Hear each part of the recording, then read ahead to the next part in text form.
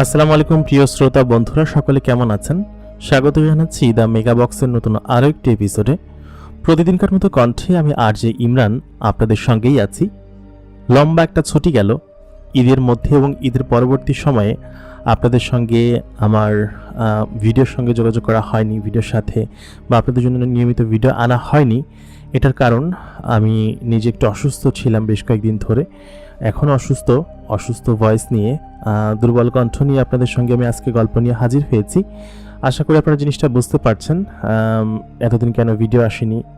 একে তো ঈদ ছিল, ছুটি ছিল, পরবর্তীতে হচ্ছে অসুস্থ হয়ে পড়ি। ইভেন এখনও সর্দি কাশি আছে, জ্বর আছে। তো এগুলো নিয়ে আপনাদের সঙ্গে আবার চলে আসলাম আপনাদেরকে গল্প শোনাতে।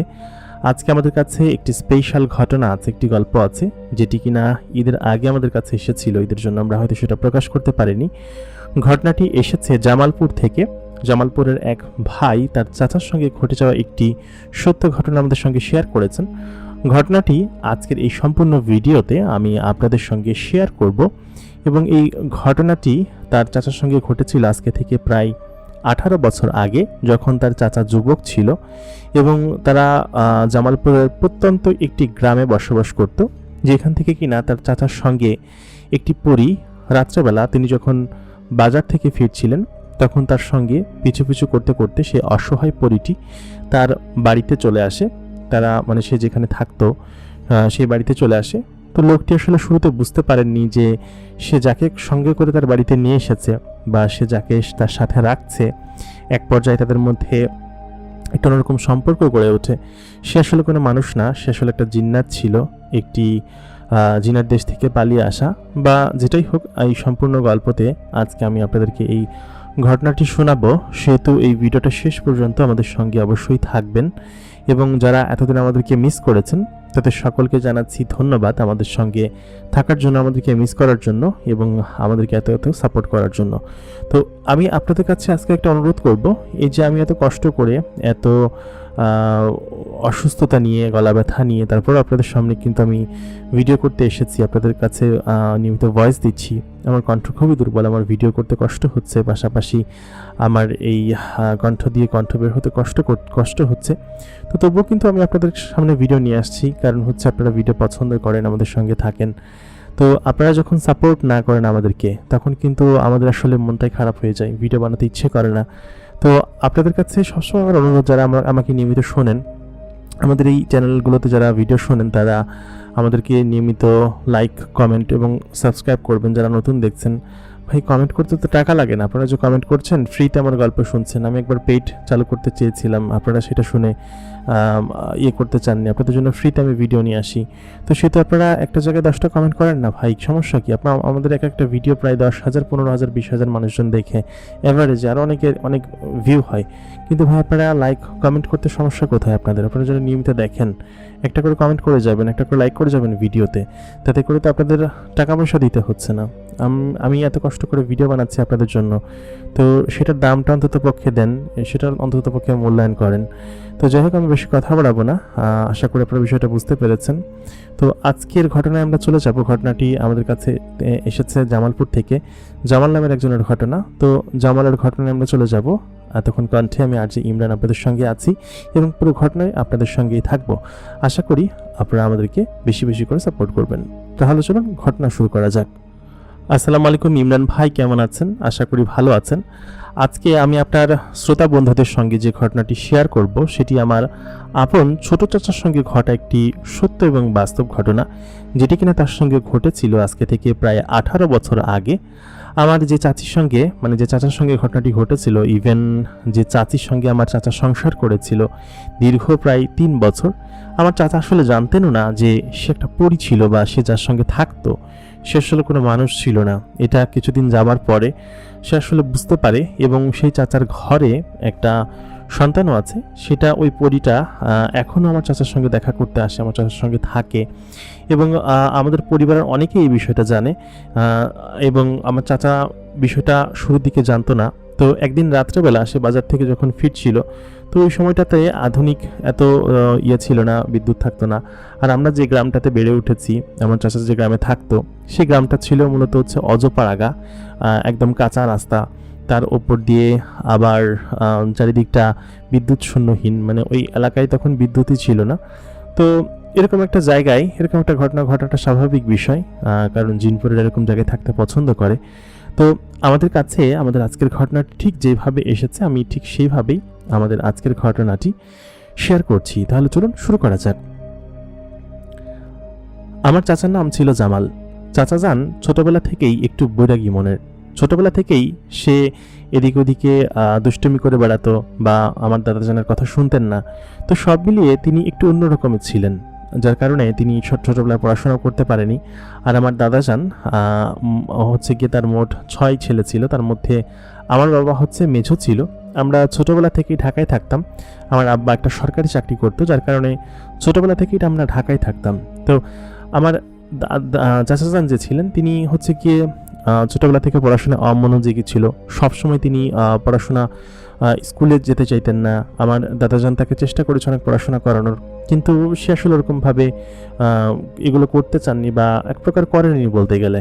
তো আমার 5 চাচার মধ্যে, মানে 6 ভাইয়ের মধ্যে আমার বাবারা মোটামুটি, আমার 4 চাচা হচ্ছে শিক্ষিত আর 2জন হচ্ছে গিয়ে মানে তেনারা শিক্ষা দীক্ষা নেননি বা ওনারা গ্রামেই চাষবাস করেছেন। তার মধ্যে আমার বড় চাচা, উনি হচ্ছেন গিয়ে গ্রামে থেকেছেন, গ্রামে পড়াশোনা একটু করেছেন, কিন্তু উনি কৃষিকাজ করেন। আর ছোট চাচা যিনি কিনা গ্রামে থাকতো। তো গ্রামে আমাদের অন্যান্য চাচারা কেউ থাকতো না, সকলেই বিভিন্ন জায়গায় থাকতো, আমরা ঢাকায় থাকতাম। তো সেবার আমি যখন গ্রামে গেলাম, আমাদের গ্রীষ্মের ছুটি ছিল, আমার বয়স তখন বেশি না, 17-18 বছর বয়স হবে ওই সময়টাতে। তো গ্রীষ্মের ছুটিতে আমি একবার আমাদের গ্রামের বাড়িতে বেড়াতে গেলাম আর কি, আম কাঁঠালের সময়, মানে এখনকার সময় আর কি, এই টাইমটাতে। তো এই সময়টাতে আসার পর আমি আসলে বিষয়টা জানতাম না, ছোটোবেলা থেকে আমি গ্রামে খুব একটা থাকিনি বা বড়ও হইনি। তো আমরা যেহেতু অনেক মেহমান গিয়েছিলাম বাড়িতে, আর আমাদের পুরাতন বাড়ি, ওইখানে থাকার মতো পরিবেশ ছিল না, ভেঙে পড়েছিল। তো গ্রামে আমরা খুব যাই না, প্রায় 8 না 9 বছর পরে আমরা গ্রামে গেলাম। এর আগে ছোটোবেলায় যাওয়া হয়েছে, তখন আসলে ওরকমভাবে আমরা চিনতাম না বা জানতাম না। তো যাওয়ার পরে আমার ছোট চাচার ঘর ছিল, যেখানে কিনা ছোট চাচা একা থাকতেন রাত্রেবেলা। তো আমাদের দাদির ঘরে আর আমার যে বড় চাচা ছিল তার ঘরে আমার আম্মা এবং বোনদেরকে থাকতে দেওয়া হয়েছিল, পাশাপাশি হচ্ছে আমাকে থাকতে দেওয়া হয়েছিল হচ্ছে চাচার সঙ্গে, ছোট চাচার সঙ্গে। তো সেই সুবাদে আমি এই ঘটনাটা জানি আর কি। তো আমার ছোট চাচা যে কিনা একটা পরীকে বিয়ে করেছিল, পাশাপাশি তার মানসী স্ত্রীও ছিল যে কিনা ওই ঘরেই থাকতো। তো আমার ছোট চাচা তখন হচ্ছে কি আমাকে তার পাশের ঘরে শুতে দিল। তো ওদিনকে আমি প্রথমবার দেখি, রাত তখন গভীর, জ্যোৎস্না রাত ছিল। তো হঠাৎ করেই দেখলাম আমার চাচা ঘর থেকে বের হয়ে গেল। প্রথম দিন যেদিন ঘটনাটা ঘটে, ঘর থেকে প্রথম দিন বের হয়ে যাওয়ার পর আমি আসলে বিষয়টা ওরকমভাবে বুঝতে পারিনি যে রাত্রেবেলা সে বের হতেই পারে। এখন তো রাত বাজে প্রায় 1-1:30টার উপরে, আর ওই সময়টাতে নেটওয়ার্কও পাইতো না গ্রামের খুব একটা। তো রাত্রেবেলা ঘুমানো ছাড়া আর কোনো কাজ ছিল না। তো আমি প্রথম দিন এরকমভাবে দেখি যে চাচা যান ঘর থেকে বের হইলো, আমি স্বাভাবিকভাবে নিছি। দ্বিতীয় দিন যখন আমি দেখলাম তাকে ঘর থেকে বের হইতে, সে ঘর থেকে সোজা বাইরে বের হয়ে গেল এবং উঠানের উপরে, ওদিনকে আমি দেখে চমকাই গেছি, উঠানের উপর আকাশ থেকে একটা ঘোড়া, সাদা রঙের ধবধবে ঘোড়া নামলো এবং সেটা আমি স্পষ্ট দেখেছি। এবং তার ওপরে একটা সাওয়ার ছিল, সাওয়ারিটা ছিল হচ্ছে একটা সাদা ধবধবে জামা পরা একটা মেয়ে, এবং সেই মেয়েটা চাচাকে ঘোড়ার উপর চড়ানোর পর সে চাচা হচ্ছে গিয়ে ওই অবস্থায় ওইখান থেকে ঘোড়াটা সহ গায়েব হয়ে গেল। তো ওই জিনিসটা হচ্ছে কি আমি যখন দেখলাম, মানে তখন আমার চোখে ছানা বড়া হয়ে যাওয়ার মতো অবস্থা, আমি নিজে বুঝতে পারছিলাম না যেটা কি। তো ওই দিনকে আমি ভীষণ ভয় পেয়ে যাই। ভয় পেয়ে যাওয়ার পরে আমার মোটামুটি হালকা একটু শরীর খারাপ হয় পরের দিন। তো ওই অবস্থায় আমি চাচার কাছে জিজ্ঞেস করবো যে চাচা কোথায় গিয়েছিল বা কেন গিয়েছিল, আর ওই জিনিসটা কী ছিল, আমি কি হ্যালোসিনেশন দেখেছি, এই সমস্ত জিনিসের প্রতি আমার আবার একটু টান ছিল, একটু মনোযোগ ছিল যে এই জিনিসগুলো কি। আমি গ্রামে অনেক জিনিস সম্পর্কে শুনেছি, ভৌতিক ঘটনা। তো ওই সময়টার ঘটনা আমি যখন চাচাজানের কাছে জিজ্ঞেস করি পরের দিন যে চাচাজান গতকাল রাতে তুমি এভাবে গিয়েছিলে কিনা, আমি দেখেছি তোমাকে। তো চাচাজান আমাকে, আমি তখন একই সঙ্গে আমাদের পুকুর ঘাটে গোসল করতেছিলাম, তো তিনি আমাকে ডাক দিয়ে বলে কি যে তুই কিভাবে দেখছিস সেটা। তো আমি তখন বলি যে আমি দেখছি, আমি এরকম দেখছি। তো বলে কি যে এটা তোর মনের উপর, এটা হয়তো তুই এমনিই দেখছিস, রাত্রেবেলা অনেক কিছু হয় এখানে আর কি, অনেক ভৌতিক ঘটনা হয়। আর আমি আগেই বলেছি যে আমাদের যে গ্রামটা ছিল, আমি ওই যে সময়টাতে গিয়েছি বড় হয়ে, ওই সময়টাতে হচ্ছে কি খুবই অনুন্নত ছিল, ইটের সোলিং হয়েছিল, আগে কাঁচা রাস্তা ছিল। তো চাচা জানা অস্বীকার করে বিষয়টা। তো আমি তখন তাকে বলি যে আমি তো সত্যি দেখেছি, আমি মিথ্যা কিছু দেখিনি। তো আমি ভাবলাম যে তাকে একটু ফলো করা যাক, কিছুদিন ধরে আমি তাকে ফলো করবো। আমাদের গ্রামের বাড়িতে যেহেতু আমাদের 10-15 দিনের ছুটি ছিল, আমরা থাকবো। তো পরের দুদিন আমি আর তেমন কিছু দেখি নাই। তো আর রাত্রেবেলা আমি ঘুমাই যেতাম তাড়াতাড়ি। তারপর হচ্ছে গিয়ে একদিন চিন্তা করলাম যে আজকে আমি দেখবো যে চাচাজান সত্যি সত্যি রাত্রেবেলা বের হয় কিনা। তো অনেক রাত পর্যন্ত আমি বাইরের দিকে জানলা দিয়ে তাকিয়ে আছি, কিছু একটা দেখবো বলে। কিন্তু ওই দিনকে আমি আর কিছু দেখি নাই। আমি আচমকা রাত 3-3:30 হবে, ফজর আজানের কিছুক্ষণ আগে আমার ঘুম ভেঙে যায়। তো ঘুম ভেঙে যাওয়ার পরে আচমকা আমি খেয়াল করি যে ঠিক একই উপায়ে, একই কায়দায় ওই উপর থেকে একটা ঘোড়া নিচের দিকে নেমে আসতেছে। সাদা রঙের ধপধপে ঘোড়া, ঘোড়াটার ডানা আছে 2টা, এবং সেই ডানার উপর ভর করে সেই ঘোড়াটা আস্তে আস্তে মাটিতে নেমে আসতেছে। নেমে আসার পর ওই অবস্থায় তিনি ঘরের ভিতরে প্রবেশ করলো, এবং ঘরের ভিতরে যে প্রবেশ করছে ওই অবস্থায় তিনি মানে ঘরের দরজাও টোকা দেয় নাই, কিছু টোকা দেয় নাই, ঘোড়াটা বাইরে দাঁড়া করা ওই অবস্থায় ঘরের ভিতর ঢুকে গেল। ঢুকে যাওয়ার পর ঘরটা পুরো আলোকিত হয়ে গেছে। আমার যে মামি ছিল, মামি ওই অবস্থায় হচ্ছে গিয়ে ঘুমাচ্ছিল। তো মামাকে ডাক দিল ওই জিনিসটা, আমি আড়াল থেকে সব দেখতেছি। এবং ওই মেয়েটা এত পরিমাণ সুন্দর ছিল, এত পরিমাণ মায়াবী ছিল যে তার দিকে তাকাইলে আমার চোখ উপরে পড়ে যাওয়ার মতো অবস্থা বা কোলে পড়ে যাওয়ার মতো অবস্থা। এত সুন্দর কোনো মেয়ে আজ পর্যন্ত আমি সত্যি জীবনে কোনোদিন দেখি নাই। সে ঘরে আসার পর থেকেই ঘরের মধ্যে একটা অন্যরকম সুঘ্রাণে পুরো ঘরটা ভরে গেল। এত পরিমাণ সুন্দর সুঘ্রাণ ছিল যে সেই সুঘ্রাণে আমার পুরো অন্তরাত্মা ভরে গেল। আমার চাচাকে ডাক দেওয়ার পর চাচা উঠলো। ওঠার পর হঠাৎ করেই চাচা হচ্ছে গিয়ে ওই মেয়েটার হাত ধরলো। হাত ধরার পর ঘর থেকে বের হচ্ছে না, মানে ঘর থেকে বের না হয়ে সোজা টিনের যে চাল ছিল ওই চালের উপর দিয়ে সোজা উপরের দিকে উঠে যেতে লাগলো, একদম সোজা। তো ওই অবস্থায় আমি ওইটা দেখে সঙ্গে সঙ্গে আমি একটা চিৎকার দিয়ে উঠি। চিৎকার দিয়ে ওঠার পর মামি ঘুম থেকে জেগে ওঠে। তো চাচাজান এরপরে কিছুক্ষণের মধ্যেই, মনে হয় 10-15-20 মিনিটের 20 সেকেন্ডের মধ্যেই উনি হঠাৎ করে আমার চোখের সামনে চলে আসে এবং এসে বলে, কী হয়েছে। তো আমি তখন প্রথম চাচাজানের দিকে তাকাই, এবং তাকানোর পর আমি দেখি কি যে আমার ঘরের মোটামুটি সবাই এখানে চলে আসছে। আমি বিছানার উপর শুয়ে আছি, আমি প্রায় অজ্ঞান হয়ে গেছিলাম। তো আমার চোখে মুখে পানি ছিটানো হয়। মামি বলে, কি হয়েছে? তো চাচাজান তখন ওই বিষয়টা আমার দিকে তাকাই, বলে কি যে কী হয়েছে। তো আমি চাচাজানের পেছনে সেই ছায়াটাকে দেখতে পাই, একটা কালো রঙের ছায়া, যে কিনা আমাকে ইশারা দিয়ে বলতেছে যে না, আমি কিছু দেখি না, এরকম কিছু বলার জন্য। তো আমি বিষয়টাকে ওরকমভাবেই করি যে আমি কিছু দেখি নাই, এরকমভাবেই আমি তখন বলি যে না, কিছু না, এমনিতেই ভয় পাইছি, খারাপ স্বপ্ন দেখছি। তো সবাই তখন চলে যাওয়ার পরে কিছুক্ষণ বাদে ফজরের আজান হয়। আজান হওয়ার পর চাচাজন আমার কাছে আসে, এসে বলে যে তুই কি দেখছিস, আর তোকে বলছি না যে এইসব বিষয়ে তুই করিস না, তুই এইসব বিষয়ে ঘাটাঘাটি করিস না, তোকে আমি একবার না করছি না। তো চাচা তখন বলে কি যে তুই ঢাকায় চলে যা, এখানে থাকিস না, এখানে খারাপ কিছু আছে। তাই বললাম, চাচাজান আমি যা দেখছি সেটা খারাপ কোনো কিছু মনে হয় না, আর ওই জিনিসটা তোমার কাছে কেন আসে, বা জিনিসটা কি চাই তোমার কাছে? তো ওই কথা বলার পর চাচাজান আমাকে বলে যে জিনিসটা কি সেটা তোকে বলা যাবে না। তো আমি তো তাকে এক প্রকার জোর জবরদস্তি করে বলার জন্য আমি বলি যে অন্যকে বলে দিব, মামিকে বলে দিব, তুমি একটা মেয়ের সঙ্গে ঘোরো, মেয়েটাকে আমি দেখছি। ইভেন আমার যে ফোন ছিল স্মার্টফোন, সেই স্মার্টফোনে ছবি তুলে রাখছি। তো মজার বিষয় হচ্ছে যে আমার স্মার্টফোনে ওই মেয়েটার ছবি আসে নাই, ছবি আসছে সম্পূর্ণ কালো, আলো দেখা যাচ্ছে কিন্তু তার চেহারা বা তার শরীর বোঝা যাচ্ছে না, কালো রঙের একটা ছবি আসছে, এবং সে মামাকে ধরে নিয়ে যাচ্ছে হাত ধরে উড়ন্ত অবস্থায়। এটা আমি দেখছি, মামা যে উড়ন্ত অবস্থায় সেটা দেখা যাচ্ছে। তো মামাকে তখন এটা দেখাইলাম। মামা তখন চাচা তখন বললো যে এটাকে বেশি করিস না, ও তোকে কিন্তু দেখছে, তোকে কিন্তু ওয়ার্নিং দিয়ে গেছে, আমার পিছনে একটা ছায়া ছিল, দেখতে পারছিলি? তো আমি বললাম কি যে হ্যাঁ চাচা দেখছি, কিন্তু তুমি এরকম করে কেন বলতেছো, ওইটা কি ছিল বা কে? তো অনেকক্ষণ বলার পর আমি যখন চাচাকে হুমকি দিলাম যে বলে দিব সবাইকে, তো চাচাজন তখন বললো যে তুই এরকম কোনো কিছু করিস না, আমি বলতেছি আসলে তোর যে চাচি ও হচ্ছে একটা পরী, এবং কোনো মানুষ না, ও পরী জগতে থাকে, এবং আমরা একে অন্যের সঙ্গে অনেক বছর ধরে আছি এবং একসঙ্গে থাকি। এই ঘটনাটা তোর কাকি জানেন না, আর হচ্ছে ঘটনাটা হচ্ছে তোর বড় কাকি জানে, আর হচ্ছে গিয়ে তোর দাদি জানে, মানে আমার মা, আর কেউ জানে না বিষয়টা। তো এটা হচ্ছে এক প্রকার আকস্মিক ঘটনা, অনেক বছর আগে ঘটছিল। ইভেন ওই হচ্ছে কি তোর বড় কাকি আর কি, মানে আমার বড় বউ। তো সে তো এটা আমি ওকে বলতে পারি নাই। তো এটা একটা আকস্মিক ঘটনা, তুই এটা নিয়ে আর কোনো কিছু বলিস না বা বাড়াইস না। তো আমি তখন এটা বলার পর আমি জিজ্ঞেস করলাম যে কীভাবে এটা কাকা, আমি এটা শুনবই, এটা কিসের ঘটনা বা কেন। তো ওই কথা বলার পর কাকা আমাকে বলে যে তোর ক্ষতি হবে, তুই এখান থেকে চলে যা, কালকে থেকে তুই এখানে আর ঘুমাইতে আসিস না। তো আমার কাকার বাড়িটা ছিল হচ্ছে কি আমার বড় কাকার বাড়ির পেছনে ভিটার সাইডে বাড়িটা ছিল, একদম শুনশান, মানে গরিব ঘর আর যেরকম হয় আর কি। তো আমি তখন ওই দিনকে সকালবেলা ঘুম থেকে উঠে আমাদের ঘরের বারান্দায় এসে শুই, এবং ওই দিনকে আমার শরীরটা খারাপ ছিল খানিকটা। আমি ভাবি যে রাত্রেবেলা কাকার সঙ্গে কিছু একটা জিজ্ঞেস করবো বা বলবো। তো আমি এখানে এসেছি প্রায় 10 দিনের মতো হয়ে গেছে। 10 দিনের মধ্যে 4 দিন আমি এরকম এই ঘটনাটা দেখছি। তো 4 দিনের মধ্যে ওই দিনকে আমি সম্পূর্ণ বিষয়টা দেখে বিশ্বাস করি যে না, কাকার সঙ্গে কিছু একটা আছে, এবং আমি আজকে সন্ধ্যায় তার কাছে আমি জিজ্ঞেস করব।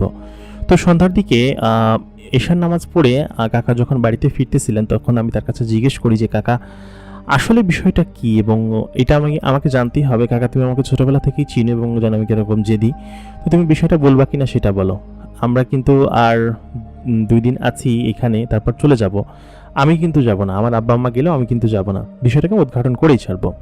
তো ওই সময়টাতে হঠাৎ করেই আমাকে হচ্ছে একটা অন্ধকার মতো অবয়ব বা ছায়া আমাকে ধাক্কা মারার সঙ্গে আমি সঙ্গে সঙ্গেই পাশের পুকুরে পড়ে যাই, এবং ওই জিনিসটা আমাকে পুকুরে চুবানো শুরু করে। আমি খুব একটা পানি খাই, তো আমি সাঁতার জানতাম না। তো ওই অবস্থায় আমার কাকা আমাকে গিয়ে উদ্ধার করে, এবং সেই কালো ছায়াটা মূলত হচ্ছে আমাকে ওইখান থেকে ধাক্কা মেরে ফেলে দিয়েছিল, সেই ছায়াটা আমাকে ওইখান থেকে উঠায় এবং উঠায় রাস্তার পাশে বসায়, এবং বসানোর পর একটা অদ্ভুত কণ্ঠ আমাকে বলে এখান থেকে চলে যা, তুই আমাদের সম্পর্কে খোঁজ খবর করছিস কিসের জন্য, তোকে মেরে ফেলবো। তো এই অবস্থায় কাকা বলে কি যে থাকো আমার ভাতিজা, ও অনেক বিশ্বস্ত লোক, ও জেনে গিয়েছে বিষয়টা, যেহেতু ওকে আমি কিছু বিষয় বুঝিয়ে বলবো, তুমি চলে যাও, আমি তোমার সঙ্গে পরে কথা বলবো। তারপর ওই কালো ছায়াটা, মানে যে পরীটা ছিল, সে ওইখান থেকে উধাও হয়ে যায় বা চলে যায় ওইখান থেকে। কাকা আমাকে ঘরে নিয়ে আসে, গোসল টোসল করায় নিয়ে আসে, আনার পরে বলে বয়তেই তোকে একটা বিষয় না করছি তুই শুনিস নাই, ওইটা যে ছিল ওইটা কোনো স্বাভাবিক কেউ ছিল না, অনেক অনেক শক্তিশালী একটা জিন ছিল, অনেক শক্তিশালী একটা পরী যে কিনা আমার সঙ্গে থাকে। এবং আমি তখন কাকাকে বললাম যে কাকা তোমার ক্ষতি করে না ওই পরীটা, ওরা তোমার সঙ্গে থাকে, ও তো তোমার ক্ষতি করবে, তোমাকে নানানভাবে কষ্ট দিবে। তো ওই অবস্থায় কাকা তখন বলে যে না, আমি তো তোকে একবারই বলেছি যে সে আমার বড় স্ত্রী এবং আমার সঙ্গে থাকে, এবং সে আমাকে কখনো ক্ষতি করবে না, কখনো কষ্টও দিবে না। কারণ হচ্ছে কি ও আমাকে ভালোবাসে এবং আমরা বিয়ে করেছি, ইভেন আমাদের একটা সন্তানও আছে। এটা যখন আমি শুনলাম তখন আমার চোখ একদম কপালে উঠে যাওয়ার মতো অবস্থা। আমি তখন বললাম কি বলছো কাকা, সত্যি এটা? তো সে তখন বলে কি যে হ্যাঁ এটা সত্যি, এবং আমি তোকে সম্পূর্ণটা বলছি, তুই কিছু খেয়ে নে। আমি বললাম না কাকা খাবো না, তুমি বলো আমাকে কি ঘটনা। তো কাকা তখন আমাকে তার ঘটনাটা বলতে শুরু করলো, এবং সে যেভাবে বলছিল সেভাবে আপনাদেরকে শোনাচ্ছি। ঘটনাটি আমার সঙ্গে ঘটে প্রায় আজকে থেকে 14 বছর আগে, যখন হচ্ছে হয়েছিল। তো ওই সময়টাতে 14 কম হবে, তখনকার সময় হচ্ছে গিয়ে মানে টোটাল সময়টা মিলায় আর কি। তো ওই সময়টাতে হচ্ছে আমি যুবক ছিলাম, এবং তখন আমি বিয়েও করিনি, আমার বয়স তখন 20-22 বছর ছিল। আমি আমার আব্বার সব থেকে অবাধ্য সন্তান ছিলাম, যার কারণে আমার আব্বা আমাকে আগে থেকেই নিজের বাড়ি থেকে জুদো করে দিয়েছিল, বা আলাদা করে দেওয়ার যে বিষয়টা। আমি একা একা থাকতাম এই বাড়িতেই, আমাদের পুরো বাড়িটা কিন্তু সামনের দিকে ছিল, কিন্তু বাড়িতে ঘর দোর না থাকার কারণে অন্যান্য ভাইয়েরা সকলে নিয়ে নেওয়ার কারণে আমার তো থাকার জায়গা ছিল না, আমি তো আব্বার ঘরে ঘুমাইতাম। তো এখান থেকে বের করার পরে আমাকে এই ভিটাটা দিয়ে দেওয়া হলো, যে ভিটা এখন আমি থাকি বা যে ভিটা আমি এখন বসবাস করি। এটার পিছনে মাইলকে মাইল হচ্ছে জঙ্গল চলে গেছে, তো আমি এখানেই থাকি, আমার কোনো সমস্যা হয় না। তো আব্বা আমাকে এককালীন কিছু টাকা দিল, আর আম্মা হচ্ছে তার কিছু জমানো টাকা আমাকে দিয়ে বললো কিছু তুই এটা দিয়ে কিছু একটা শুরু কর। তো ওই সময়টাতে তো আমি কামড়া খাটা ছাড়া কিছু করতে পারতাম না, কৃষিকাজ করতাম। আমাকে একখানে জমি দিল, জমি দেওয়ার পরে আমি এখানে এসে থাকতে শুরু করলাম, এবং আমি এখানে একটা ছাপড়ার মতো ঘর তুললাম, সোনের ঘর আর কি, বাঁশ টাস দিয়ে একটা থাকার মতো একটা পরিবেশের মতো ঘর তুললাম। তুই তো জানিস ছোটোবেলা থেকে আমি একাই থাকি এখানে, এবং বিয়ে করেছি মাত্র সবে কয়েক বছর হলো আর কি। তো ওই অবস্থায় আমি চিন্তা করতাম যে এখানে আমি একা একা কীভাবে থাকবো, বা আমার একটা বিয়ে করা উচিত, বিয়ে করলে হয়তো এরকম কষ্ট হবে না। আমাকে অনেকেই বলতো, আম্মা নিজেও বলতো যদি একটা বিয়ে করে নে, বিয়ে করে এখানে একা একা এরকমভাবে কষ্ট করে থাকিস না, এরকম থাকলে হয়তো সমস্যা হবে, রাত বেরাত ভূত প্রেতের আনাগোনা বাড়তে পারে। তাই বললাম কিছু না আম্মা, এরকম কোনো কিছু হবে না, তুমি চিন্তা করো না। তো আমি কামলা খাটতাম, কৃষিকাজ করতাম, এভাবে আমার দিন বেশ ভালোই যাচ্ছিল। সাধারণত আমি প্রত্যেকদিন বিকেলবেলা আমাদের গঞ্জের যে বাজারটা আছে, ওই বাজারটায় হচ্ছে গিয়ে বসতাম, বসে কিছুক্ষণ গল্প করতাম, আড্ডা দিতাম, তারপর ওখান থেকে চলে আসতাম। এসে আমি রাত্রেবেলা এখানে ঘুমিয়ে পড়তাম। আর রান্নাবান্না রাত্রেবেলা মাঝে মধ্যে না খাইলে আম্মা কিছু খাবার দিয়ে যেত, আর নিজে নিজেই রান্না করে খাইতাম। আব্বা আমার সঙ্গে কথা বলতো না যে ওই কারণে কাজকাম করি না কিছু, আজাইরা এক প্রকার। তো এখানে আসার পর কাজকাম তখন শুরু করি, নিজে রান্নাবান্না করে খাইতাম, সব কিছু নিজের মতোই ছিল। তো এক পর্যায়ে যেদিনকে মূলত ঘটনাটা ঘটে সেদিন ছিল হচ্ছে এক প্রকার বলতে গেলে আমাবস্যার রাতি। আমার হাতে একটা ছোট টর্চ লাইট ছিল, চারিদিকে ঘটঘটে কারা অন্ধকার। তো ওই দিনকে আমি বিকেলবেলা হাটে চলে গেলাম। সাধারণত প্রত্যেকদিন আমি এরকমভাবে হেঁটে আসতাম ওই রাস্তা দিয়ে। তো আমাদের এখনকার যেরকম দেখিস ওই সময়টাতে এরকম ছিল না, ইটের সলিং বা এরকম কোনো কিছু ছিল না, সম্পূর্ণ মাটির রাস্তা ছিল চারিদিকটা। আর দুই পাশে শুধু জঙ্গল আনাগোনা ছিল। আমাদের এলাকায় তো কারেন্ট ছিল না, বাজারে কারেন্ট থাকলেও এই এলাকায় কারেন্ট ছিল না আর কি। তো তখন রাত্রেবেলা এরকমভাবে একা একাই আসতে হইতো। কোনো দিন কারণ কোনো বন্ধুবান্ধবের সঙ্গে আসতাম। তো সেদিনকে রাত্রেবেলা আমি একাই আসতেছিলাম। ম্যাক্সিমাম দিনই সাধারণত বন্ধুবান্ধবের সাথে আসতাম, তো সেদিনকে একা আসতেছিলাম। তো এই দক্ষিণ সাইডে দিকে হচ্ছে কি একটা রাস্তা আছে, ওই রাস্তা দিয়ে রাত্রেবেলা কেউ যাতায়াত করে না, মাঠের মধ্যে রাস্তা, বাড়ি ঘর দূরে খুব কম, ফাঁকা ফাঁকা আর কি। তো একটা রাস্তা আছে হচ্ছে গিয়ে তাল গাছে ঘেরা রাস্তা, সম্পূর্ণ রাস্তাটা কাঁচা রাস্তা, এবং ওই রাস্তা দিয়ে সোজা হচ্ছে গিয়ে আমাদের এই বাড়ির দিকে আসতে হয়, এবং এই কোনার ভিটা দিয়ে আমাদের বাড়ি পর্যন্ত আসা যায় আর কি। তো সেদিনকে বাজার থেকে বাংলা সিনেমা দেখতেছিলাম, একটা সিনেমা দেখতে দেখতে অনেক রাত হয়ে যায় আর কি। তো সিডি প্লেয়ারে সিনেমা লাগাইছে, এক প্রকার বাড়ি এসে করবো বা কি। তো দেখতে থাকলাম, দেখতে দেখতে প্রায় রাত 11টা কি 11:30 12টার কাছাকাছি বেজে গেল আর কি ওই দিনকে রাত্রে। অন্যান্য বন্ধুবান্ধব যারা ছিল ওরাও বাজারে ছিল না ওই দিনকে, আসছে হয়তো সন্ধ্যার দিকে চলে গেছে বাজার সদাই করে, ওরা সবাই বিয়ে শাদী করছে তখন। আমি তখন ব্যাচেলার সিঙ্গেল মানুষ। তো আমি ওই দিনকে বাজারে হচ্ছে গিয়ে কিছু বাজার করার কথা ছিল, পরের দিন রান্নাবান্না করতে হবে। তো ফেরার পথে দেখলাম একটা মাছ রইছে 11টা পর্যন্ত, তাও মাছটা রইছে আর কি। তো ওই মাছটা বিক্রি হচ্ছে না, বেশ ভালো তাজা মাছই এবং বেশ দামি মাছও, 2-3টা রুই মাছ আর কি। তো আমি ভাবলাম যে নিয়ে যাই, তো রুই মাছটা আমি কিনে নিলাম, কিনে নিয়ে বললাম আচ্ছা ঠিক আছে। তো অনেকে নিষেধ করেছিল যে রাত্রেবেলা এগুলো নিয়ে বাড়ির দিকে যাওয়ার দরকার নেই, মাছ কেনার দরকার নাই, তুই তো ওই কানাবিলের দিকে যাবি, ওই গ্রামের দিকে যাবি, তোর বাড়ি আবার তো ওই দিকে। তো আমি বিষয়টা শুনি নাই আর কি। তো এক প্রকার সেই শোনা ভালো হয়েছে নাকি খারাপ হয়েছে সেই প্রশ্নে আমি যাব না। আমি এই অবস্থায় ওইখান থেকে মাছটা নিয়ে বাড়ির দিকে হাঁটতে শুরু করি। রাতটা ছিল সম্পূর্ণ আমাবস্যার রাত। ওই রাতে ওইরকম রাস্তা দিয়ে এত রাত্রেবেলা মাছ নিয়ে ফেরাটা একটু ভয়ঙ্কর ব্যাপার ছিল। ওই সময়টাতে মানুষজন এরকমভাবে চলাফেরা করতো না। আর তাছাড়া গ্রামগঞ্জে এরকম জায়গায় কারেন্ট থাকতো না, শুনশান নীরব থাকতো, তারপর আবার এরকম অন্ধকার রাত্রি। আমি ওই কাঁচা রাস্তা ধরে তালগাছের ওই রাস্তা দিয়ে একাই হেঁটে ফিরছিলাম। আসার পথে আমাদের গ্রামের এদিকের অনেককে খুঁজেছি, তবে কাউকে সেমন একটা পাইনি। ভাবলাম কোনো কিছু হবে না, এত রাত্রে একা একা আসার অভ্যাস আমার আছে, তবে মাছ নিয়ে কখনো ফিরি নাই। আমার দাদির মুখ থেকে একটা গল্প শুনেছিলাম। গল্পটা এমন ছিল যে মাছ নিয়ে ফিরলে নির্ঘাত পিচাস বা ভূতপ্রেত কোনো কিছু একটা পিছু পিছু সাথে চলে আসে। আমি সেই সমস্ত জিনিসপাতিতে ওরকমটা বিশ্বাস করতাম না। হেঁটে বাড়ি থেকে ফিরছিলাম। ওই বড় ফাঁকা জঙ্গলের মাঠটা পেরিয়ে আমাদের গ্রামের যে মাঠের রাস্তা আছে ওই রাস্তার ওইখানে ঢুকেছি। ওইখানে ওরকম কোনো কিছু হওয়ার সম্ভাবনা বা এরকম কোনো কিছু নেই সেটা আমি জানি। আমি আমাদের মহল্লার যে রাস্তা আছে সেই রাস্তাটা দিয়ে আমাদের বাড়ির দিকে সবেমাত্র নামবো। তো ওইটা ছিল একটা পুরাতন ভিটা। আমার বাড়ির পিছনে, বিশেষ করে আমি যেখানে থাকি ওইটার পিছনে একটা পুরাতন ঘন জঙ্গলালা ভিটা।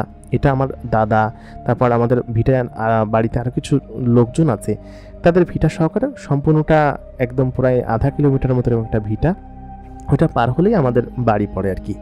তো এদিক দিয়ে আমি হেঁটে আসছি, এদিক দিয়ে আমার শর্টকাট হয়, প্রায় 200-300 মিটার মতো রাস্তা। আমি হেঁটে বাড়ির দিকে চলে আসতেছি প্রায়। তো অর্ধেক রাস্তায় যখন আসলাম, আসার পথে ওইখানে তখন হচ্ছে গিয়ে পাতা টাতা পড়ে আছে, অনেকদিন কেউ ঝাড়ু দেয় না এই রাস্তায়। হাতে মাছ আর এক হাতে হচ্ছে বাজারের ব্যাগ আর টর্চ লাইটটা আর হাতে ধরে রেখেছি আর কি। ওইটা ছিল 3 ব্যাটারির একটা টর্চ লাইট, আমাকে আমার এক বড় ভাই দিয়েছিল, বিদেশ থাকতো। তো ওইটা নিয়ে আমি সব জায়গায় চলাফেরা করতাম। আমার লাইট ছিল, আমার অত কোনো সমস্যা ছিল না। তো আমি হেঁটে বাড়ি ফিরতেছি, অন্ধকার ঘুটঘুটে, ঝিঝি পোকার ডাক চারিদিকে এবং তক্ষকের ডাক। অন্ধকারের ডাক এরকম হয় সেটা সকলে জানা আছে। এই অবস্থায় তখন আমি হেঁটে আসতেছি। আসার পর হঠাৎ করেই চারিদিকটা একটা নির্মল বাতাস ছড়িয়ে পড়লো। সাধারণত ওই সময়টাতে বাতাস হচ্ছিল না আর কি, বা এত ঝোড়ো হওয়ার মতো বাতাস আসলে হয় না এখানে।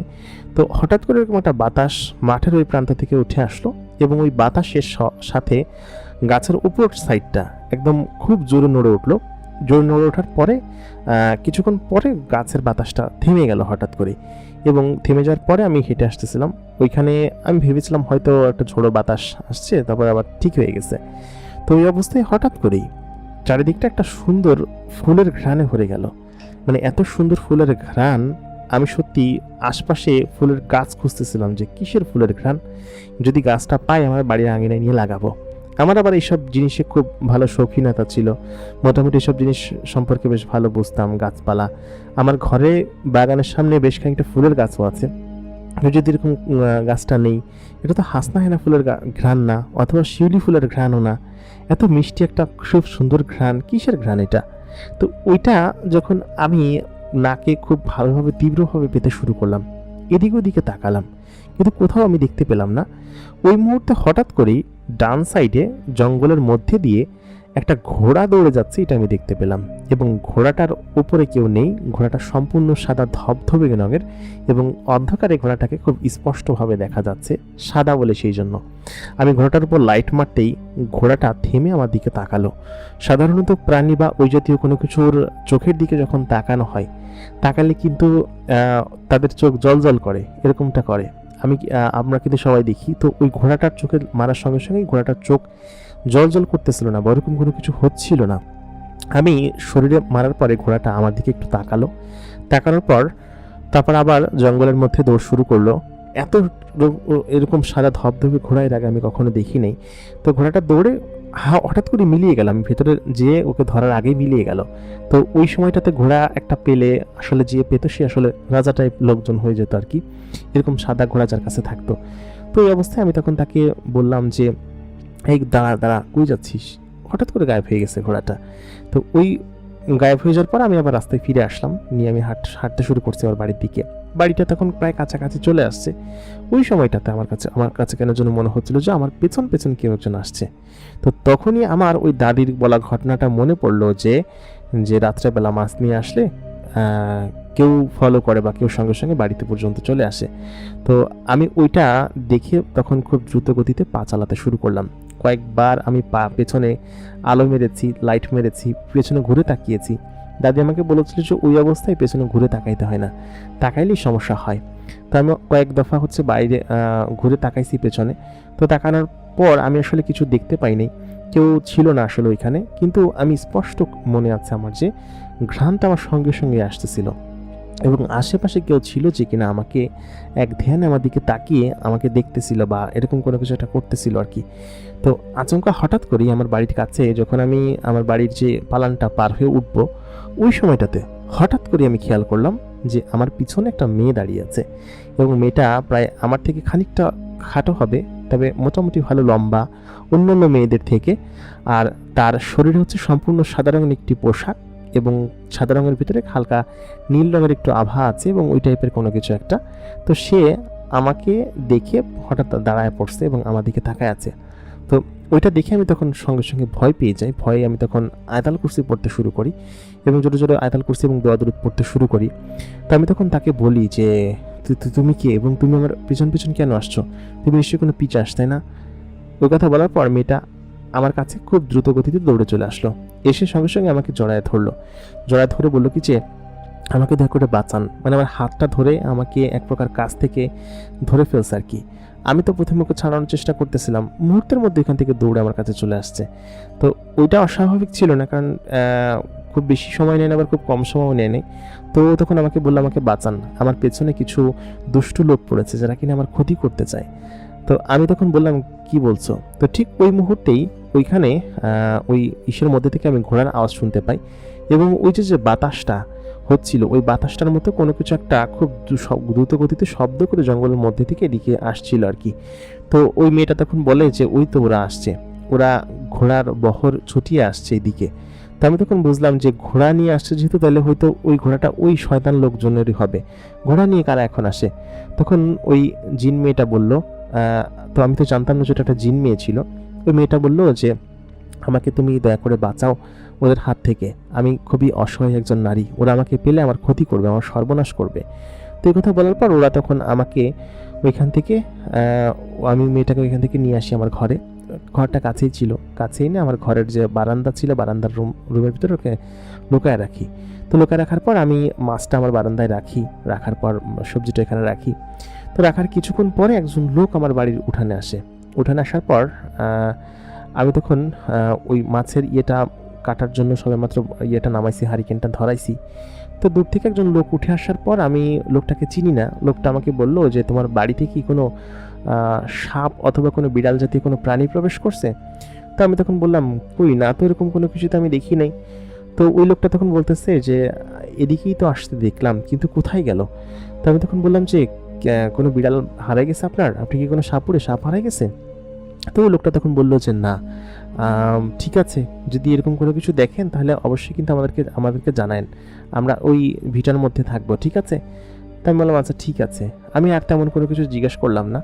তো আমি উঠে ওই আমাদের পালানের ওই দিকটাই লোকটাকে যেতে দেখলাম। তো আমি উঠে সবেমাত্র গেছি, ওইখান থেকে কেউ যদি হেঁটে দৌড়ায়ও চলে যায়, তাও অন্তত পক্ষে ওই ভিটা পর্যন্ত যেতে তার 2 থেকে 3 মিনিট সময় লাগবে। কিন্তু ওইখানে ওই লোকটা মুহূর্তের মধ্যে উধাও, 10 থেকে 15 সেকেন্ডও হয় নাই। তা আমি হয়তো ভাবলাম হয়তো ডানে বামে কোনো একটা দিকে গেছে, হয়তো আমি এই জন্য দেখি নাই। তো আমি ঘরে আসলাম। ঘরে আসার পর আমি ওই মাছটা হচ্ছে গিয়ে কাটছিলাম। তো ওই অবস্থায় আমি মেয়েটাকে কিন্তু ঘরে আটকায় বাইরে থেকে হচ্ছে সিটকায় লাগাই দিয়ে আসছি। তো কিছুক্ষণ বাদে আমার তো এগুলো করতে হবে। মাছ কেটে এখন যদি নোনাস করে লবণ দিয়ে ইয়ে করে না রাখি তাহলে জিনিসটা নষ্ট হয়ে যাবে। ওই কারণে মাছ কেটে হচ্ছে কি আমি ভাবলাম যে কিছু একটা ইয়ে করে রাখি। তো মাকে ডাক দিব, রাত হয়ে গেছে, মা ঘুমাইছি, আমি নিজেই কাটতে পারবো। তো আমি মাছ তখন কাটতেছিলাম। তো কাটার এক পর্যায়ে মেয়েটা ঘর থেকে বের হয়ে আসছে। বের হয়ে এসে ওইখানে আমার সামনে বসলো আর কি, চেয়ার ছিল, চেয়ারের উপর বসলো। বসার পর আমাকে বলতেছে যে তোমাকে অনেক ধন্যবাদ। তাই আমি বললাম কি যে তুমি একা একটা মেয়ে এত রাত্রেবেলা বের হয়েছে কিসের জন্য, কোত্থেকে আসছো তুমি? তো তখন বললো যে আমি আসলে এক জায়গা থেকে আসছি, ওরা আমার পিছু নিছে। তো কিছুক্ষণ আমতা আমতা করলো, তারপর আমি জিজ্ঞেস করলাম যে বলো। তো তখন বললো যে আসলে কি বলবো, আমার আসলে কোথাও যাওয়ার জায়গা নেই, আমি যে কোথায় যাব, বাইরে গেলে ওরা আমাকে সাথে সাথে এখন আবার ধরে ফেলবে। তাই মানে ওরা তোমাকে ধরবে কিসের জন্য, মানে কি হয়েছে বা কারণটা কি, তোমার সঙ্গে ওদের সম্পর্কটা কি, ওরা তোমাকে ধরতে আসছে? মেয়েটা তখন আমাকে জানালো যে মূলত হচ্ছে ওই লোকগুলো আমাকে হচ্ছে এখান থেকে ধরে নিয়ে যেতে চায়, কারণ আমাকে ওই লোকেদের মধ্যে একজন আছে যে আমাকে বিয়ে করতে চায়। আমার বাবা মা কেউ নেই, আমি এক চাচার কাছে মানুষ হয়েছি। সেই চাচা সম্পত্তির লোভে আমাকে ওই বেটার সঙ্গে বিয়ে দিতে চায়। ওইটা একটা বুড়া বেটা এবং খুবই খারাপ একজন লোক। তো ওই লোকের সঙ্গে বিয়ে দিতে চাই। আমি সত্যি ওই লোকের সঙ্গে যেতে চাই না বা ওই লোককে আমি বিয়ে করতে চাই না। আমি হচ্ছে মামাবাড়ির উদ্দেশ্যে যাওয়ার জন্য এখান থেকে বেরিয়েছিলাম, তবে মামাবাড়িটা কোথায় আমি জানি না। আমি অনেক ছোটোবেলায় মায়ের সঙ্গে গিয়েছি সেখানে, মামারা আমাকে কখনো দেখতে আসে নাই। আমার মনে হয় যে মামা বাড়ি যদি আমি এখানে থেকে যাই তাহলে হয়তো সেখানে নিরাপদে আমি থাকতে পারবো, নিরিবিলি থাকতে পারবো, আমার মামারা আমাকে দেখবে। কথা বলার পর আমি বললাম কিছু, তোমার মামা বাড়ি চেনো না, তোমার চাচা বাড়ি থেকে পালায় আসছো, এখন তুমি কোথায় যাবা? আমি তো এখানে একা থাকি, আমি তোমাকে এখানে কিভাবে রাখবো বলো? আমার মাত্র একটা ঘর, একটা রুমে আমি থাকি এখানে। তো মেয়েটা তখন বললো আমি আসলে জানি না, আমি যদি এখন বের হয়ে যাই ওরা আমাকে নিয়ে যাবে এবং আমার জীবনটাকে নরক বানিয়ে ফেলবে, আমি আসলে কিছু বুঝতে পারছি না। তো ঠিক ওই মুহূর্তে ওই যে সাদা ঘোড়াটাকে আমি জঙ্গলের মধ্যে দেখছিলাম, ওই সাদা ঘোড়াটা ওই মেয়েটাকে ফলো করতে করতে তার পিছন পিছন চলে আসে। তো চলে আসার পর তখন হচ্ছে আমি সাদা ঘোড়াটাকে দেখে বলি এই তো সেই সাদা ঘোড়াটা যেটাকে আমি জঙ্গলের মধ্যে দেখেছিলাম। তো ওই অবস্থায় তখন ওই মেয়েটা, ওর নাম হচ্ছে মরিয়ম ছিল, ও বলে যে আমার নাম মরিয়ম, ও হচ্ছে আমার ঘোড়া। তো মরিয়ম তখন আমাকে বলে যে ও হচ্ছে আমার ঘোড়া এবং ওর ওপর সাওয়ার করে আমি এসেছি। তাই বললাম তোমরা কোন জামানা থেকে এসেছো যেখানে মানুষজন ঘোড়ায় চড়ে ঘুরে বেড়ায়? তো ও তখন বললো যে আমরা এমন একটা জায়গা থেকে এসেছি যেখানে সবাই ঘোড়ায় চলাফেরা করতে পছন্দ করে, বা আমাদের ওই গ্রামে ঘোড়া আছে, অনেকে ঘোড়ায় চলাফেরা করে, ডিজিটাল বাহনে থেকে ঘোড়ায় চলতে বেশি পছন্দ করে। আমাকে একটু বোঝায় শোনায় বললো আর কি।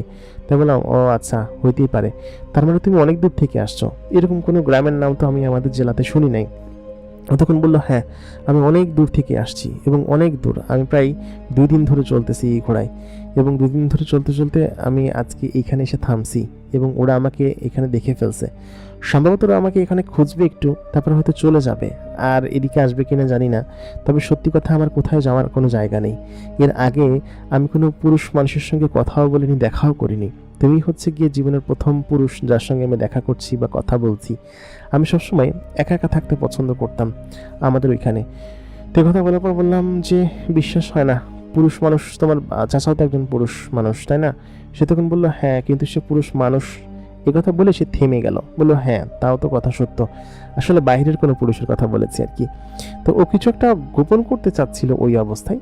আমি সেই বিষয়টা আসলে ওরকমভাবে বুঝতে পারি নাই, বোঝার তো কোনো উপায়ও ছিল না ওই অবস্থায়। তখন আমি তাকে সান্ত্বনা দিই বা বলি যে আচ্ছা ঠিক আছে, তুমি কষ্ট পেও না, আমি তো এখানে একাই থাকি, তো বারান্দায় একটা খাট আছে, খাটের উপর আমি ঘুমাইলে আর ঘরের ভিতরে তুমি ঘুমাইলে তাতে আমার কোনো সমস্যা নেই। কিন্তু সমস্যা অন্য জায়গায়, সমস্যা হচ্ছে আমি তো এখানে একা থাকি তাই না, আশেপাশে পরিবার সমাজ বলে একটা বিষয় আছে, তো সমাজের লোকজন উল্টাপাল্টা কথা বলতে পারে বা ভাবতে পারে। তো মরিয়ম তখন আমাকে বলল যে দেখো সত্যি তোমার নাম যেন কি? আমি বললাম আমার নাম জামাল। তো কথা বলার পর তখন মরিয়ম বলল দেখো জামাল, আমি জানি যে আমি তোমার কাছে এসে হয়তো তোমাকে বিপদে ফেলে দিয়েছি, কিন্তু সত্যি কথা বলতে আমার সত্যি কোথাও যাওয়ার জায়গা নেই। তুমি আমার জন্য ওই লোকটার কাছে মিথ্যা কথা বলেছ, পাশাপাশি তুমি আমার জন্য এরকম একটা কাজ করেছো, আমাকে ভয় পাওনি তুমি। অনেকে দেখলে এরকম অবস্থায় দেখলে ভয় পাওয়াটা স্বাভাবিক বিষয়। তো আমি প্রথমবার যখন মরিয়মকে দেখি, অন্ধকারে হচ্ছে গিয়ে দেখেছিলাম, তো মরিয়মকে তখন ওইখানে দেখে ওরকমটা চিনতে পারি নাই বা ওর চেহারাটা ওরকম সুন্দর যে ছিল সেটাও বুঝতে পারি নাই। তো আমি তো তখন যখন মাছ করতেছিলাম, মরিয়ম এসে ওইখানে বসেছিল, বসে আমার সঙ্গে গল্প করতেছিল।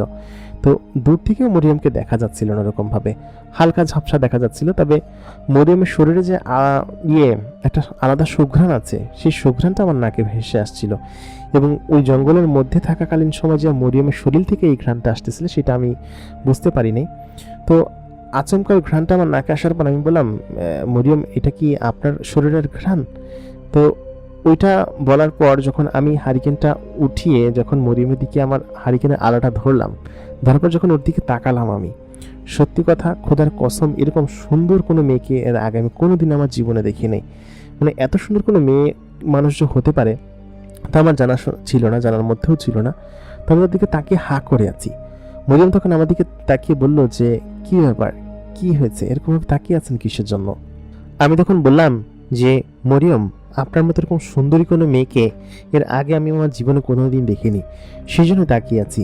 এত সুন্দর কোনো মেয়ে হতে পারে? তুমি আসলে খুব সুন্দর। আচমকা তুমি বলে ফেলাই আমি নিজে খানিকটা লজ্জা পেলাম।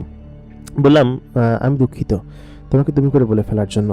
ও তখন বলল না না, কোনো সমস্যা নেই, তুমি আমাকে তুমি করে বলতে পারো, আমি তো শুরুতেই তোমাকে তুমি করে বলে ফেলেছি, সেহেতু হ্যাঁ বলতে পারো, এটা কোনো সমস্যা নেই।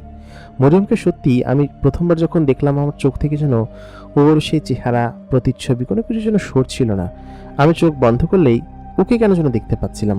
তো ওই অবস্থায় আমি ওদিনকে মাছটা কেটে ধুয়ে টুয়ে হলুদ এবং লবণ দিয়ে নোনাস করে রেখে দিই।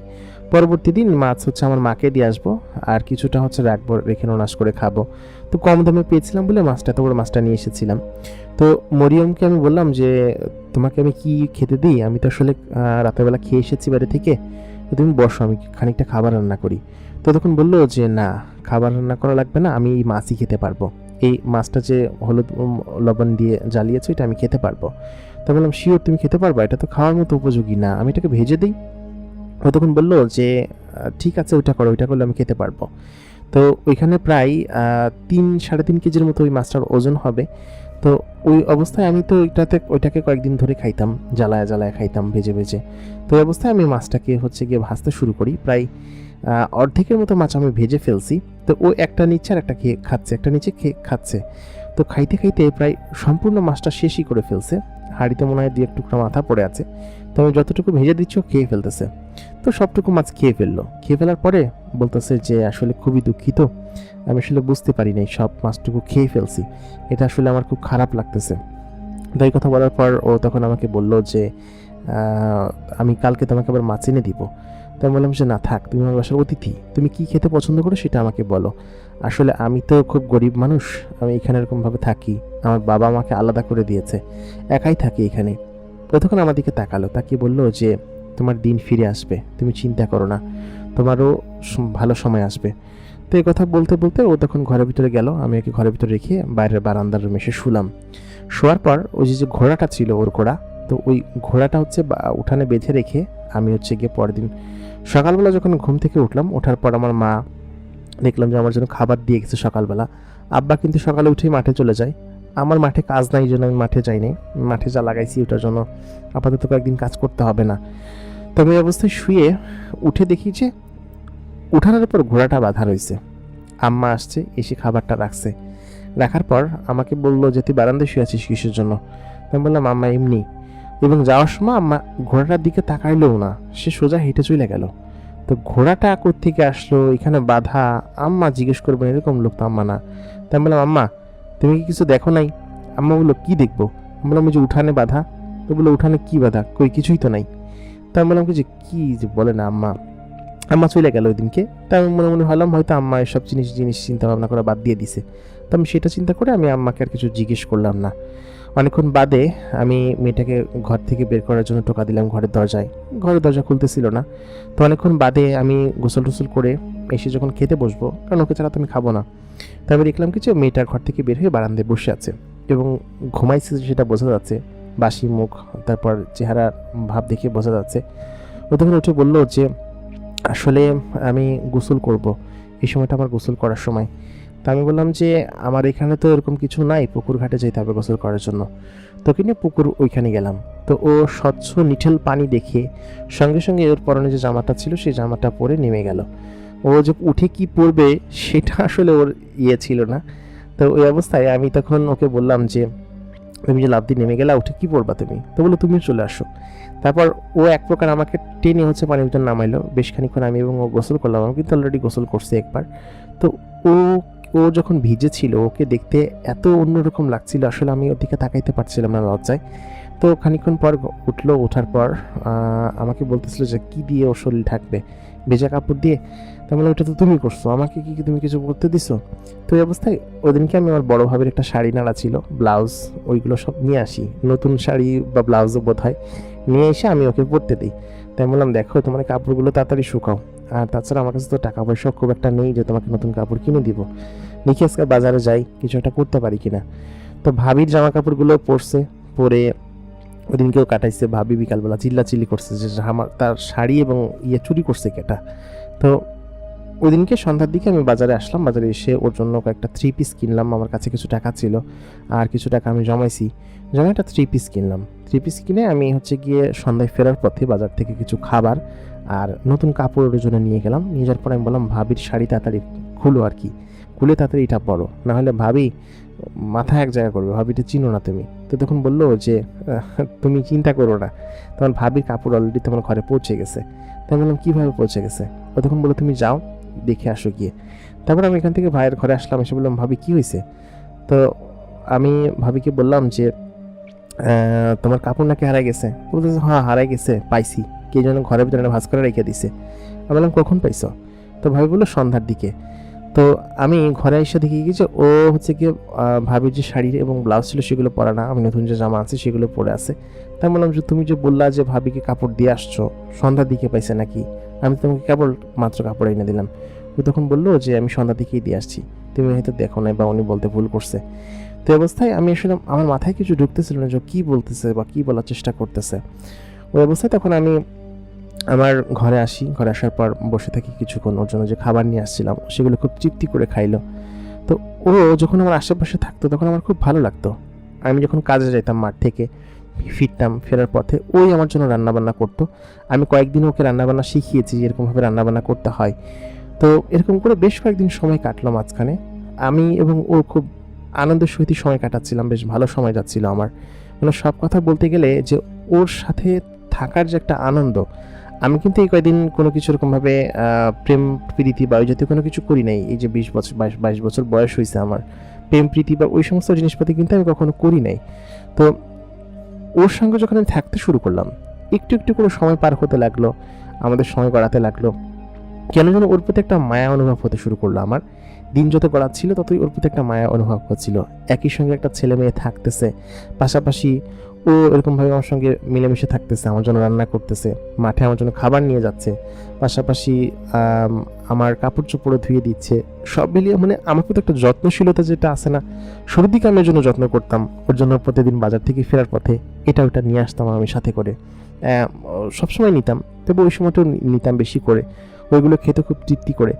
খেতে খেতে একটা পর্যায়ে হচ্ছে গিয়ে ওর সঙ্গে আমার খুব ভালো সম্পর্ক গড়ে ওঠে, এক প্রকার ওকে পছন্দ করে ফেলে এক প্রকার বলতে গেলে।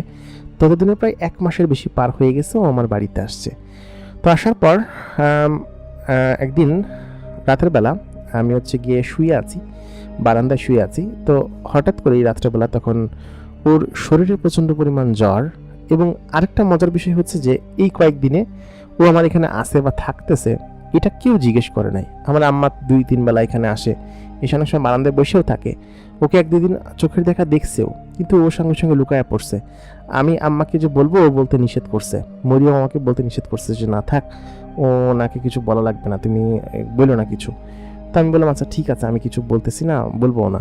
তো তো তুমি এরকমভাবে অসুস্থ কিসের জন্য, দেখি তোমার শরীর। তো এই অবস্থায় আমি ওর কপালে হাত দিয়ে দেখি সেদিনকে প্রচণ্ড জ্বর, বাইরে প্রচণ্ড পরিমাণ বৃষ্টি হচ্ছে, এবং আমার বাসায় কাঁথা টাথা ওইরকম জাতীয় কিছু নাই, একটা ছোটো কাঁথা আছে, ওটা তো এরকমভাবে গরম হবে না আর কি। তো ওর শরীরে প্রচণ্ড জ্বর দেখলাম আমি।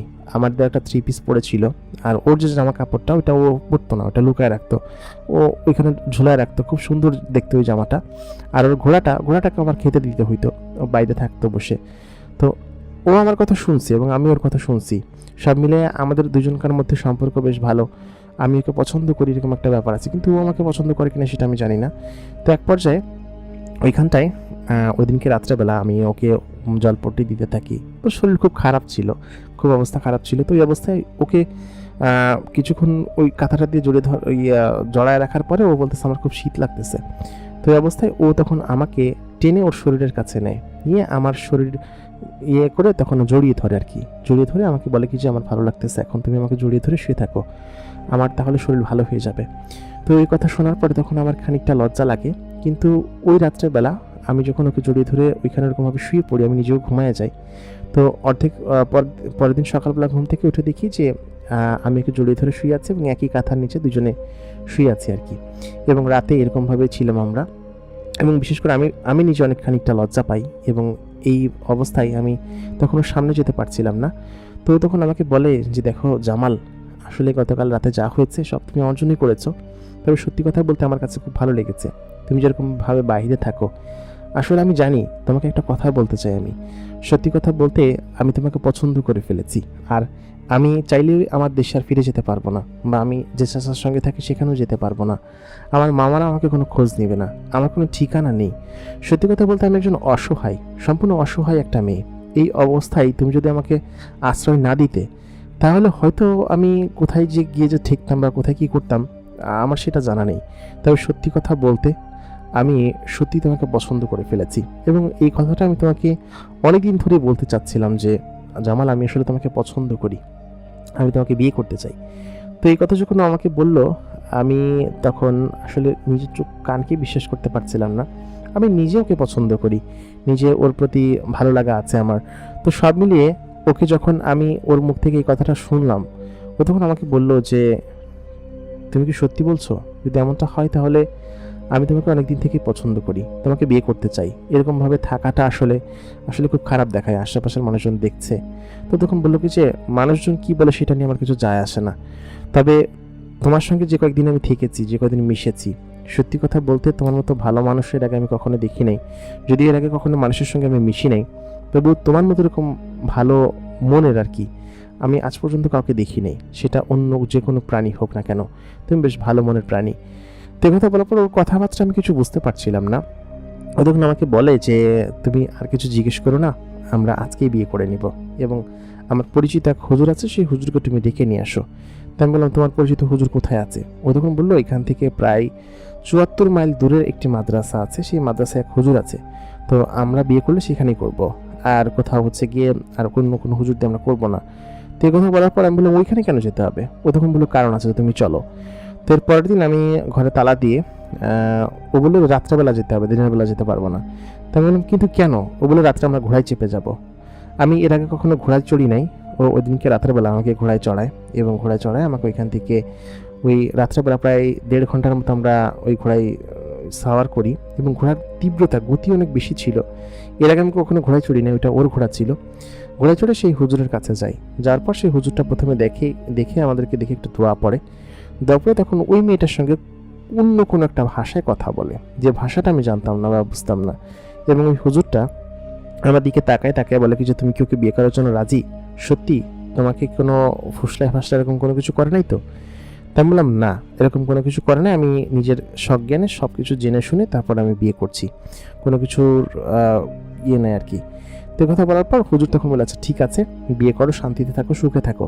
তবে হ্যাঁ, সবসময় কুকুর এবং গৃহপালিত দূরের জন্তু যেসব, পাশাপাশি কিছু কিছু জন্তু আছে, ওইসব জন্তু থেকে দূরে থাকবা এবং তোমার স্ত্রীকে কারোর সঙ্গে পরিচয় করিয়ে দিবা না, কারোর সঙ্গে দেখা করতে দিবা না। ও যদি বলেছে তোমার সঙ্গে থাকবে, কারোর সঙ্গে তুমি দেখা করতে দিবা না, বা ও যখন আসবে ওর সঙ্গেই থাকবা, বাড়ির বাইরেও যেতে দিবা না, ঠিক আছে? তো মরিয়ম তখন বলেছে জি আমি এসব বিষয় জানি, আপনাকে কিছু করতে হবে না। সেই রাতে ওর সঙ্গে আমার বিয়ে হয়। তো বিয়ে হওয়ার পর তারপর তো ওইখান থেকে আমি চলে আসি। সেই সময়কাল হচ্ছে 2009 সাল বা 8 সাল, তারও আগে, আমি ভুল বলেছি, 2004 সাল বা 5 সাল হবে এরকম। তো ওই অবস্থায় তখন আমি ওইখান থেকে সোজা হচ্ছে চলে আসি আমাদের যে বাড়ি আছে, ঘোড়ায় চড়ে বাড়িতে চলে আসি। বাড়িতে আসার পর ওইখান থেকে তারপর আমার সঙ্গে ওদিনকে ওই পরিটার, আমি তো জানতাম না একটা পরি ছিল, তো ওর সঙ্গে এর আগের রাতে আমি ঘুমিয়েছি, থেকেছি। তো এরপরে ওর সঙ্গে আমার বাসর হবে, এখানে বাসর ঘর আমি সাজিয়েছি। ইভেন আমি আমার মাকেও বলি নাই, আমার হুজুর মাকে বলতে নিষেধ করছে যে কাউকে কিছু বলবা না, বললে তোমার ক্ষতি হবে। তো এই অবস্থায় আমি তখন ওকে বিয়ে করে নিয়ে আসি এবং ওর সঙ্গে ওই রাত্রেবেলা ওইখানে আমার বাসর হয়। এবং সত্যি কথা বলতে আমি যে ওর মধ্যে এরকম একটা সুন্দরী মেয়েকে বিয়ে করতে পারবো, যে কিনা এত সুন্দর সুন্দর শরীরের অধিকারী, পাশাপাশি সুন্দর চেহারা, সমস্ত কিছু সুন্দর। তো বিয়ে করলাম ওই দিনকে আমার বাসর হলো ওর সঙ্গে এবং আমরা খুব খুব খুশি ছিলাম। বিয়ের কিছুদিন পর, কিছু মাস কেটে যাওয়ার পর খুব আনন্দিত ছিলাম, আনন্দে আমরা সময় কাটাতে লাগলাম। বিশেষ করে আমার আয় বরকত বাড়তে শুরু করলো যখন ওর সঙ্গে বিয়ে হলো। ও যখনই এসেছে তখন থেকে আমার ফসল ভালো হয়েছে, ওই ব্যাচের ফসল। পাশাপাশি আমি এক জায়গায় ছোটো করে একটা ব্যবসা করতাম, সেই ব্যবসা হলো, বড় হলো একটু, এবং আমি সত্যি খুব আনন্দিত ছিলাম বিয়ের কয়েক মাস কেটে যাওয়ার পরে। তো এরপর থেকে আমার ব্যবসা বাণিজ্য বাড়তে শুরু করলো। বাজারে বড় একটা ইসের পাইকারি ব্যবসা ছিল আমার, সেই ব্যবসা বাড়তে শুরু করলো। পাশাপাশি মানে আমি নিজে পরিবর্তন হয়ে যেতে লাগলাম। ও নিজে থেকে আমাকে সমস্ত কিছু দেখাতো, শেখাতো। আমার যে ঘর ছিল, ছনের ঘর থেকে আমি টিনের ঘরে শিফট করলাম প্রায় বছর খানিকের মধ্যেই। 1 বছরের মধ্যে আমার এত পরিবর্তন দেখে আশেপাশে অনেকে অনেক কিছু বললো, যে কি এমন হইলো, যে কি এমন এত টাকা পয়সা কই থেকে পাইলি, হ্যান ত্যান, নানান ধরনের প্রশ্ন আমাকে করতো, নানান ধরনের কথা আমাকে বলতো। তো এইসব বিষয়ে আমি তেমন একটা পাত্তা দিতাম না, কারণ আমি জানি যে আমার স্ত্রী আমাকে খুব ভালোবাসে এবং সত্যিও আমাকে খুব ভালোবাসতো এবং আমাকে খুব আদর যত্ন করতো সবসময়। এইসব বিষয়ে আমাকে কখনোই না করতো না। তো এরকম সময় কাটতে শুরু করলো। তো হঠাৎ একদিন আমি হচ্ছে কি ঘরের ভিতরে শুয়ে আছি, ঘরের দরজা সম্ভবত খোলা ছিল বা কী ছিল আমি জানি না। এই যে আমার বাড়িতে ঘোড়াটা 1 বছর ধরে রয়েছে, গোয়াল ঘরে রাখি, আমার মা মাঝে মধ্যে আমার ঘরে আসে, বন্ধুবান্ধব আসে, কেউ নাকি এই ঘোড়াটাকে দেখে নাই, বা আমি যে ঘোড়া পালি, ঘাস খাওয়াই, এটা নাকি কেউ দেখে নেয়। তো ঘোড়াটা হচ্ছে আমার স্ত্রীর ছিল, যে কিনা এই ঘোড়াটাতে চড়ে আশেপাশে যেত এবং মাঝে মধ্যে আমাকে ব্যবহার করতে দিত। বলতো রাতের বেলা ছাড়া ওকে ঘর থেকে আস্তাবল থেকে বের করো না, রাতের প্রয়োজন হলে তখন তুমি নিয়ে যাও। তো রাতের বেলা আমি ঘোড়াটাকে নিয়ে ঘুরে বেড়াইতাম, তো কেউ দেখতো না, আমার স্ত্রীও সাথে থাকতো আমার। তো ওই ঘোড়াটাকে একা একা বের করতে দিত না আমার সঙ্গে। রাত্রেবেলা ও এবং আমি বের হইতাম। এরকম করে আমাদের সময় বেশ ভালো কাটছিল। একদিন রাতে আমি শুয়ে আছি, ঘরের দরজা সম্ভবত খোলা ছিল, তো আম্মা কোনো একটা কাজে আসছে সম্ভবত। তো ওই দিনকে আম্মা দেখে যে আমি একটা ইসের সঙ্গে, কালো ছায়ার সঙ্গে শুয়ে আছি আর কি, কালো কোনো কিছু একটা শুয়ে আছি এবং জড়ায় ধরে। তো এটা দেখার পর আমার আম্মা তখন চিৎকার দিয়ে ওঠার পর বলে কি যে, আমি আম্মাকে বলি কী হয়েছে? আম্মা এদিক ওদিকে তাকায় বলে কি যে তোর সাথে কে ছিল এখানে? তো আমার পাশে ছিল না আর কি, মরিয়ম ছিল না, ও কোথাও একটা গেছে। আমি তো আম্মাকে, হুজুর আমাকে নিষেধ করছে বলার জন্য, যদি বিয়ে করছিস বলবি না, এটা আব্বাকে বলে দিলে আব্বা আমাকে জমি জমা থেকে বঞ্চিত করে ফেলবে, কারণ আব্বার অপছন্দ আমি বিয়ে করছি না জানায়। আম্মাকে বলে নির্ঘাত সে জানায় দিবে। আমি আম্মাকে বললাম যে না আম্মা, কিছু না, তুমি হয়তো ভুল দেখছো বা ভুল শুনছো, এরকম কোনো কিছু। তো কথা বলার পর আম্মা করে চলে গেল। তো ওদিনকে আমি বুঝতে পারিনি যে আমার স্ত্রী একটা পরিবার এরকম কোনো কিছু ও আমার কাছ থেকে লুকাইছে, এরকম যাই হোক লুকাইছে সেটা বড় কথা না, বলতে পারতো আমাকে। তো ওই অবস্থায় তখন হচ্ছে আমাদের সংসার সময় কাটতে থাকে বেশ ভালোই, এবং কিছু মাস পরে আমি জানতে পারি যে আমার স্ত্রী অন্তঃসত্ত্বা বা ও হচ্ছে গিয়ে একটা সন্তানের জন্ম দিবে। তো আমার সময় কিন্তু খুব ভালো কাটছিল, অন্যান্য সকলে আমার প্রতি বেশ হিংসা করতো, বেশ ইয়ে করতো, আমাকে সব কিছু জানতো শুনতো। তো সব মিলে আমি ওকে এটা কখনো বুঝতে দেই নাই যে ও আমাকে এটা কখনো বুঝতে দেয়নি যে ও একটা পরিবাহী। তো আমার সন্তান যখন জন্মগ্রহণ করলো তখন আমার খানিকটা সন্দেহ হলো, কারণ সন্তানটা স্বাভাবিক আর 5টা মানুষের মতো ছিল না। ওর কানগুলো বাইরের দিকে খাড়া ছিল, চুলগুলো বড় বড় ছিল, সাধারণত জন্মকালীন সময় এত বড় বড় চুল হয় না, মানে কাঁধ পর্যন্ত চুল, এত বড় চুল, পাশাপাশি সাইজেও একটু বড় ছিল। আর ওর সন্তানের যে ইয়েটা জন্মদানটা সেটা আমি নিজে দিছি, ও বলছে বাইরের কোনো কিছুর দরকার নেই, আমি নিজেরাই পারবো। তো ওর যে জনিপথ ছিল সেটা অন্যান্য যে কোনো ঈশার থেকে অনেক বড় প্রসারিত ছিল, পাশাপাশি আমি যখন ওর সঙ্গে মিলন করতাম তখন আসলে জিনিসটা আমি দেখি না অন্ধকারে। তো ওইটার শেপটা বা মাপটা সাধারণ আমাদের মানুষের ইয়ে যেরকম হয় সেরকম ছিল না, একটু ভিন্ন রকমের ছিল। তো সন্তান প্রসবের পরে ও হচ্ছে গিয়ে আমি যখন সন্তানকে কোলে নিই তখন আসলে দেখে একে তো অনেক বড় সন্তান হয়েছে, প্রায় 14-15 কেজি ওজন হবে সন্তানের, পাশাপাশি ওর শারীরিক গঠন প্লাস চেহারা ওই সব কিছু আসলে একটু ভিন্ন। আর ওর যে নাল কাটে পেটের থেকে যে বের হয় যেটা, ওইটার শেপটা এবং সাইজটাও ডিফারেন্ট ছিল। তো সব মিলে আমি ওইটা দেখে খানিকটা অবাক হই, তো কিছু বলি নাই আমি, যেহেতু আমার সন্তান জন্ম হবার পরের সময়টুকু আমার বেশ ভালোই কাটছিল। আমার সন্তানকে নিয়ে পাশাপাশি আমার স্ত্রী, আমি ওকে খুব বেশি ভালোবাসতাম। মরিয়ম, ওকে আমি সবসময় আমার সঙ্গে রাখতাম এবং আমি কখনো ওকে কোনো অবহেলা হতে দিতাম না। সেই শুরু থেকে তখন পর্যন্ত আমি ওকে খুব আদর যত্ন করেই আমার সঙ্গে রেখে একই সঙ্গে আমাদের সঙ্গে সংসার করে যাচ্ছিলাম। পাশাপাশি কয়েকদিন পর থেকে অদ্ভুত অদ্ভুত সব ঘটনা আমার সঙ্গে ঘটতে শুরু করে, যা কিনা আমার সন্তান হওয়ার পরবর্তী সময় থেকে আমি বুঝতে পারি। একদিন রাতে আমি মরিয়মের পাশে শুয়ে আছি, আমাদের সন্তান মাঝখানে শুয়ে আছে। তো ও রাতের বেলা মাঝে মধ্যে কয়েকবার ওঠে। তো ওই অবস্থায় হঠাৎ করেই আমি ঘুম থেকে উঠে যাই। আমার অভ্যাস হয়ে গিয়েছিল রাত্রেবেলা ঘুম থেকে উঠেও আমার ছেলেটাকে যেটা আছে ওকে দেখা আর কি। দেখে আমি আসলে তখন একটু শান্ত হয়ে যায়, ঠিকঠাক মতো ঘুমাচ্ছে। তো ওদিনকেও আমি এরকমভাবে আচমকা ঘুম ভেঙে যায়। ঘুম ভেঙে ওঠার পর আমি দেখি কি যে আমার ছেলে একটা ছায়ার কোলে আর কি শুয়ে আছে এবং ছায়াটা ওকে ধরে রেখে আছে। তো ঘরে হালকা করে হারিকেন জ্বালানো থাকতো এবং আমার স্ত্রীও তখন ঘুমাচ্ছে। তো এই অবস্থায় ওকে আমি দেখে তখন চিৎকার দিয়ে উঠে পড়ি এবং উঠে পড়ার পর সঙ্গে সঙ্গেই ওই ছায়াটা তখন ওকে নিয়ে ঘর থেকে বাইরে বেরিয়ে যায়। আমি ওই ছায়াটার পেছনে যাই এবং যার পর হঠাৎ করে ওই ছায়াটা হাওয়ায় মিলিয়ে যায় এবং আমি চিৎকার করে যখন ঘরের ভিতরে আবার ফিরে এসে দেখি আমার স্ত্রী শুয়ে আছে এবং আমার সন্তান যে ছিল সেও পাশে শুয়ে আছে। তো ওদিনকেও মরিয়ম আমাকে তেমন কিছু জানায়নি, ও চাইলে জানাতে পারতো, তবে আমার কাছ থেকে জিনিসটা সম্পূর্ণরূপে এড়ায় গেছে আর কি। বলছে যে না, এটা আসলে তুই কাউকে, ও তখন আমাকে বলছে যে না এরকম কোনো কিছুই না, তুমি হয়তো ভুল দেখছো। তো ও অনেক বিষয় ছিল যা কিনা আমার কাছ থেকে লুকাইছে বা আমাকে বলে নাই।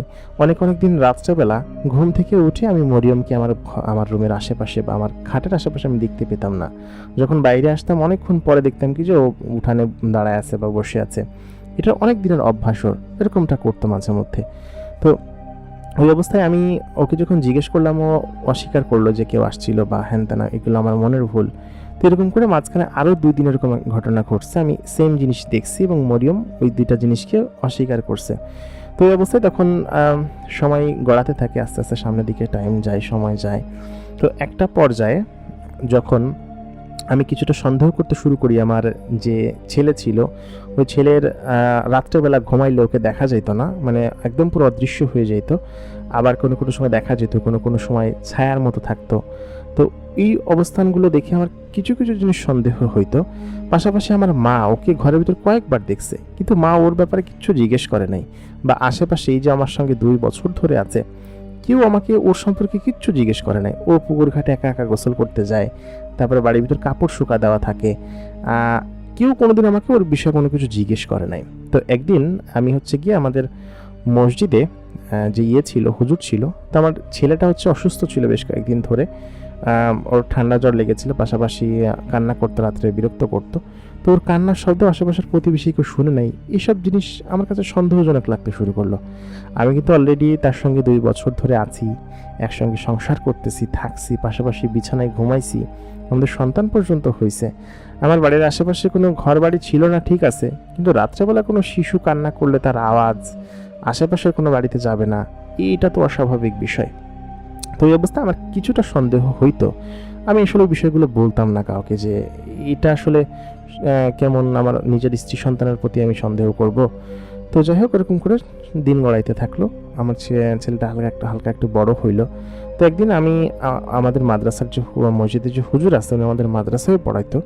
তো হুজুরকে তখন আমি বললাম যে আমার ছেলেটা তো অসুস্থ, তা আসলে আমি যে বিয়ে করছি কেউ জানে না, আপনি যদি আমাদের বাড়িতে একটু আসতেন, এসে একটু দোয়া দরুদ পড়ে যেতেন, অনেক কিছুর আসর পড়ে এই সময়টাতে, আমি জঙ্গলের টাইপের জায়গায় থাকি, যদি আসতেন এসে হয়তো আমার ছেলেটাকে একটু দোয়া দরুদ করলে হয়তো বেশ ভালো হইতো। তো হুজুরকে আমি ডাকছিলাম বিকেলবেলা, উনি বলছে যে আসরের নামাজ পড়ে আমার বাড়িতে যাবে আর কি। হুজুরের সঙ্গে আমার মোটামুটি ভালো সম্পর্ক ছিল, বাজারে ব্যবসা ছিল, হুজুর আমাকে সবসময় সব বিষয়ে হেল্প করতো, আমিও হুজুরকে সব বিষয়ে সহযোগিতা করতাম।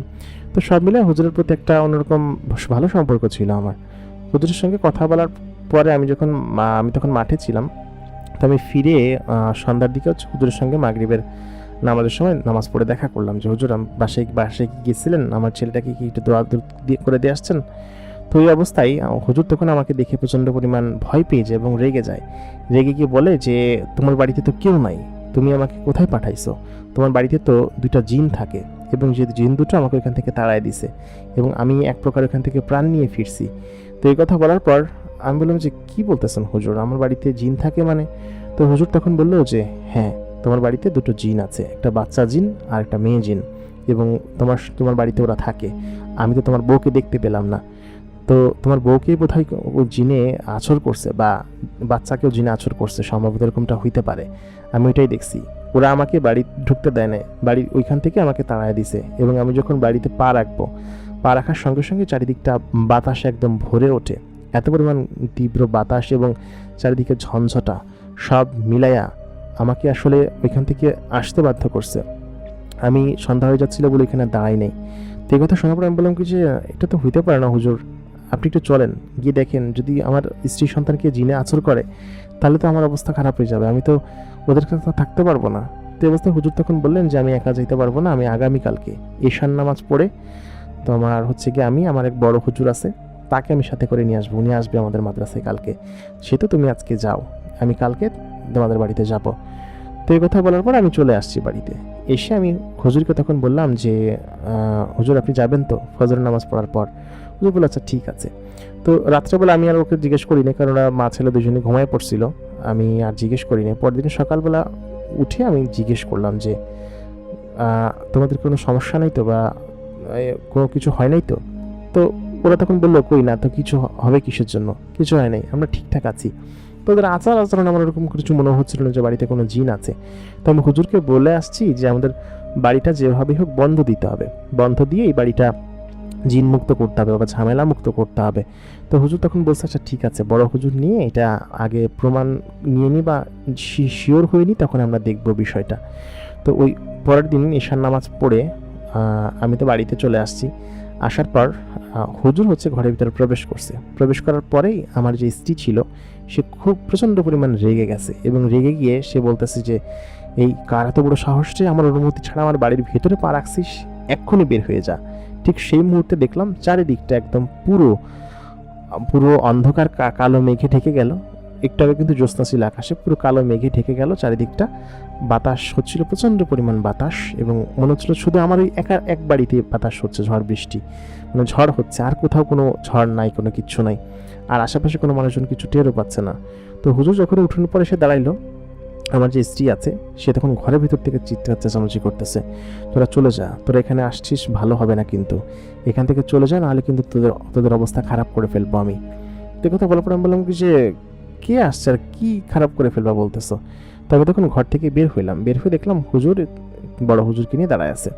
তো আমি তখন বড় হুজুরকে ডেকে বললাম যে কি হয়েছে, সালাম দিলাম। তুমি তখন বললো যে ঘর থেকে বের হয়ে আয়, তোর ঘরের ভিতরে জিন আছে এবং ও তোকে বশ করে রেখেছে, তোকে ক্ষতি করবে।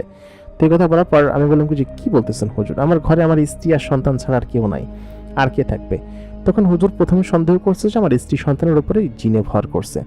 আর মরিয়ম যেরকম ভাবে আচরণ করতেছিল তাতে করে 100% নিশ্চিত হয়ে বলা যায় যে মরিয়মের শরীরের উপরে কোনো জিনে আচর করছে। তো আমি তখন বললাম আমার স্ত্রীর শরীরের উপর কোনো জিনে আচর করছে নাকি?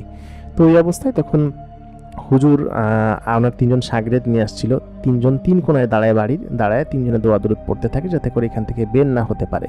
ওইকে যেভাবে হোক আটকাবে আর কি, হুজুরের আটকে ওকে নিয়ে যাবে আর কি।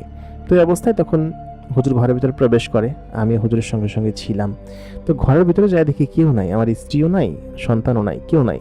তো এই অবস্থায় তখন মানে হঠাৎ করে গায়েব হয়ে গেছে আর কি ঘরের ভিতর। কিন্তু আমার স্ত্রীকে আমি দেখে আসছি মাত্র, ঘরের ভিতরে ছিল। আমি হুজুরকে দেখলাম দোয়া দরুদ পড়তেছে চোখ বন্ধ করে। আমি বললাম আমার স্ত্রী কই গেল? মরিয়ম, মরিয়ম তুমি কোথায়?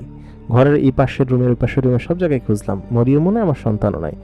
তো কিছুক্ষণ বাদে হঠাৎ করেই হুজুর আমাদের যে পিছনের চালা আছে, মানে হচ্ছে পাটকাঠির চালা, ওই চালার উপর হঠাৎ করে হাতটা রাখলো, হাত রেখে গলা টিপে ধরলো কোনো কিছু একটার, এবং ওইখান থেকে শব্দ আসতেছে, ছেড়ে দে আমাকে, ছেড়ে দে আমাকে, তুই কিচ্ছু করতে পারবি না, ওকে ছেড়ে দে, আমি ওকে ছেড়ে কোনোদিন যাব না। একথা বলার পর সঙ্গে সঙ্গেই আমার স্ত্রী মরিয়ম যে ছিল সে ওই পাটকাঠির ওই বেড়ার সঙ্গে হেলান দিয়ে আছে, অদৃশ্য ছিল। আমি দেখা মাত্রই দৃশ্যমান হলো, প্রথমে কালো বস্তুতে রূপান্তর হলো, এরপরে আস্তে আস্তে সেটা একদম মানুষের রূপান্তর হয়ে গেল। মানে হচ্ছে আমার যে পরিস্ত্রী মরিয়ম একদম ওরকম হয়ে গেল, এবং ওর শরীরে চকচক করে আলো জ্বলতেছে। তো ওই মুহূর্তে ওর এক হাতে হচ্ছে আমার সন্তান এবং অন্য হাতে হচ্ছে গিয়ে ও ওই হুজুরের হাত ধরে রাখছে যে আমাকে ছেড়ে দে। তো এই অবস্থায় ও আমাকে বলল যে আমাদের সন্তানটাকে ধরো, ধরো জামাল। তো আমি আমার সন্তানকে ধরলাম, ওই সন্তান একদম কালো হয়েছিল এবং আমি ধরার সঙ্গে সঙ্গে সে মানুষের রূপ হয়ে গেল। ধরার কিছুক্ষণ পরই হুজুরকে এমন জোরে ছুঁড়ে মারছে, হুজুর প্রায় অনেকটা দূরে গিয়ে পড়ছে এবং ও শূন্যে ভেসে গেছে আর কি, শূন্য ভেসে আছে। তো ওকে ছাড়া আর কাউকে দেখা যাচ্ছে না, কোনোভাবে দেখা যাচ্ছে না। তো এই অবস্থায় চারিদিক পুরো ঘরটা আলোকিত হয়ে গেছে, বাতাসে ভরে গেছে। তো হুজুর তখন বলে যে এ খুবই শক্তিশালী জিন এবং এ কোনো তোর স্ত্রী না, এ কোনো মানুষ না, এ হচ্ছে একটা জিন এবং এ একটা পরী। তো এই কথা বলার পর তখন আমি আমার নিজের চোখকে বিশ্বাস করতে পারছিলাম না, এবং হুজুর তখন মরিয়মকে এক দোয়া দরুদ পড়ে তাবিজ কবজ করে বেঁধে ফেলে, আটকে হুজুর তখন বলে যে তুই এখানে কি চাস এবং এখানে কেন এসেছিস, তুই কত বছর ধরে এখানে আছিস? তো এই কথা বলার পর ও খুব প্রচণ্ড পরিমাণ রেগে যায় এবং ওর আসল রূপ আমি দেখতে পাই সেদিন। চোখ দুটো একদম টকটকে লাল, মানে রাগান্বিত অবস্থায় লাল হয়ে যায়, চেহারাটা একদম রক্তিম লাল মতো, এবং খুব বড় বড় চুল মাটিতে প্রায় নেমে পড়েছে এবং বাতাসে ভাসছে। ওই অবস্থায় সে আমার দিকে তাকায় এবং বলে যে তুমি ওর কথা বিশ্বাস করো না, আমি তোমাকে ভালোবাসি এবং তোমার সঙ্গে আমি থাকছি। তোমাকে কি কখনো কোনো ক্ষতি করেছি? কোনো দিন না, আমি তোমাকে ভালোবেসে তোমার সঙ্গে থাকছি। হুজুর তখন ওকে আটকে ফেলে, আটকে বলে কি যে ও জিন, শয়তান জিনেরা এরকমই বলে, ও আসলে তোর কাছে এসেছে তোর সঙ্গে ছলনা করে থাকতে, ও আসলে এখানে থাকতে আসে নাই। তো এই কথা বলার পর আমি তখন বলি যে তুমি আমার সঙ্গে এরকমটা করলাম মরিয়ম, তুমি আমাকে এটা বলতে পারতে আগে যে তুমি একটা জিন, তুমি কোনো মানুষ না। আমি তখন পিছনে সরে গেলাম, আমার সকলের যে সন্তানটা ছিল ওর চেহারা, আচার আচরণ সমস্ত কিছু একটু ভিন্ন রকমের ছিল। তো ওইটা যখন আমি দেখলাম তখন আমার কিছুটা সন্দেহ হলো। হুজুর তখন বলে উঠলো যে এই কোলের সন্তানও তোর না, এটা নিশ্চয়ই কোনো জিনের সন্তান, কারণ মানুষ এবং জিনের সংমিশ্রণে কোনো সন্তান জন্মগ্রহণ করতে পারে না, আর যদি সেটা হয়েও থাকে সেটা কখনো সম্ভব না, এটা নিশ্চয়ই কোনো জিনের সন্তান, ওর কাছে জিজ্ঞেস কর। তাই আমি তখন বিছানার উপর বসে পড়লাম।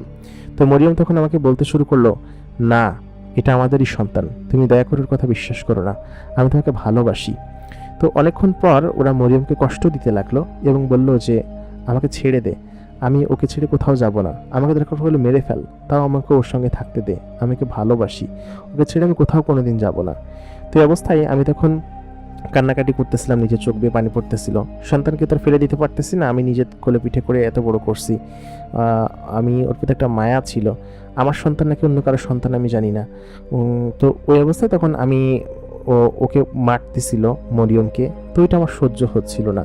কিছুক্ষণ বাদে আমি তখন ওকে বললাম, হুজুরকে বললাম যে হুজুর ওকে ছেড়ে দেন, ওর যদি আমার ক্ষতি করার হইতো তাহলে অনেক আগেই করতো, এমনটা যেহেতু কখনো করে নাই 3 বছরে, তার মানে আর কোনোদিন করবেও না, আমি ওর সঙ্গে খুব ভালো আছি, আপনারা চলে যান দয়া করে। তো হুজুর তখন বললো না, ওকে আমরা এখান থেকে নিয়ে যাব এবং নিয়ে তারপর ওকে দিয়ে অন্য কোনো কাজে লাগাবো। আমি তখন হুজুরের প্রতি রেগে যাই, রেগে গিয়ে বলি কি যে আমার স্ত্রীকে দিয়ে আপনি অন্য কোথাও কাজে লাগাবেন, ওকে আমি বিয়ে করেছি, আমি এক হুজুরকে দিয়ে বিয়ে করেছি এবং সেই হুজুর এই বিষয়ে সমস্ত সব কিছুই জানে, আমিও জানি, আপনি এখান থেকে এখনই বেরিয়ে যান। পরে সেই হুজুরগুলোকে আমরা এখান থেকে বের করে দিই। বের করে দেওয়ার পর চারিদিকটা খানিকটা স্বাভাবিক হয়, শান্ত হয়। শান্ত হওয়ার পরে আমি তখন ওকে বলি যে তুমি আমার সঙ্গে এরকমটা কেন করলে মরিয়ম, আমি তো এরকমটা চাইনি, তুমি আমাকে সত্যটা বলতে, যেদিনকে এসেছো সেদিনকে আমাকে সত্যটা বলতে, এরকমটা করার তো কখনো কোনো কারণ ছিল না। মরিয়ম তখন আমাকে বলে আমার খুব ভুল হয়ে গেছে, আমার পা ধরে ক্ষমা চায় এবং ওই রাত্রে সারা রাত আমার পা ধরে বসে থাকে, বলে কি যে আমি তোমার পা ছেড়ে কোথাও যাব না। আর বিশ্বাস করো, খোদার কসম এই সন্তান আমাদের। আমি বললাম কিছু সন্তান আমাদের হোক আর বা যার হোক, আমি একে ছোটোবেলা থেকে দেখে এসেছি, কোলেপিঠে করে মানুষ করেছি, ও আমার, ও অন্য কারো হলেও আমার হলেও আমার, সে তো ওকে ছেড়ে আমি কোনোদিন থাকতে পারবো না। ওই কথা বলার পর মরিয়ম তখন আমাকে জড়িয়ে ধরে এবং জড়িয়ে ধরে সেদিনকে সত্য কথাটা বলে। আসলে মূলত হচ্ছে ও হচ্ছে কি অনেক খারাপ একটা গোত্রে বসবাস করত। সেই গোত্রে ওর যে বাবা মা ছিল, ওর বাবা ছিল হচ্ছে কি খুবই প্রভাবশালী টাইপের একটা জিন এবং ওর সৎ মা ছিল এবং ওর আসল মা মারা গিয়েছিল। তো সৎ মা চেয়েছিল যে ওকে অনেক মারধর করতো, পাশাপাশি মানে খারাপ একটা পরিবেশ ওকে বড় করেছিল এবং খারাপ জায়গায় দিতে চেয়েছিল। ওইখান থেকে পালিয়ে এসেছে, এক প্রকার বলতে গেলে অসহায় আর কি। তো আমার কাছে এসে আশ্রয় নিয়েছে। তো আমি তখন বলি যে দেখো, তুমি আমার সঙ্গে সারা জীবন থেকো, এটাই আমি চাই। তো ওই দিনকের পরে ওকে আমি আর কখনো সন্দেহ করি নাই, আমি খুব ভালোবাসতাম। কিন্তু ওই যে হুজুরগুলা ছিল, ওরা তো বদ ছিল, ওরা ওই জিনকে যেভাবে এখান থেকে নিয়ে যাবে, এত কাছাকাছি জিন পেয়েছে।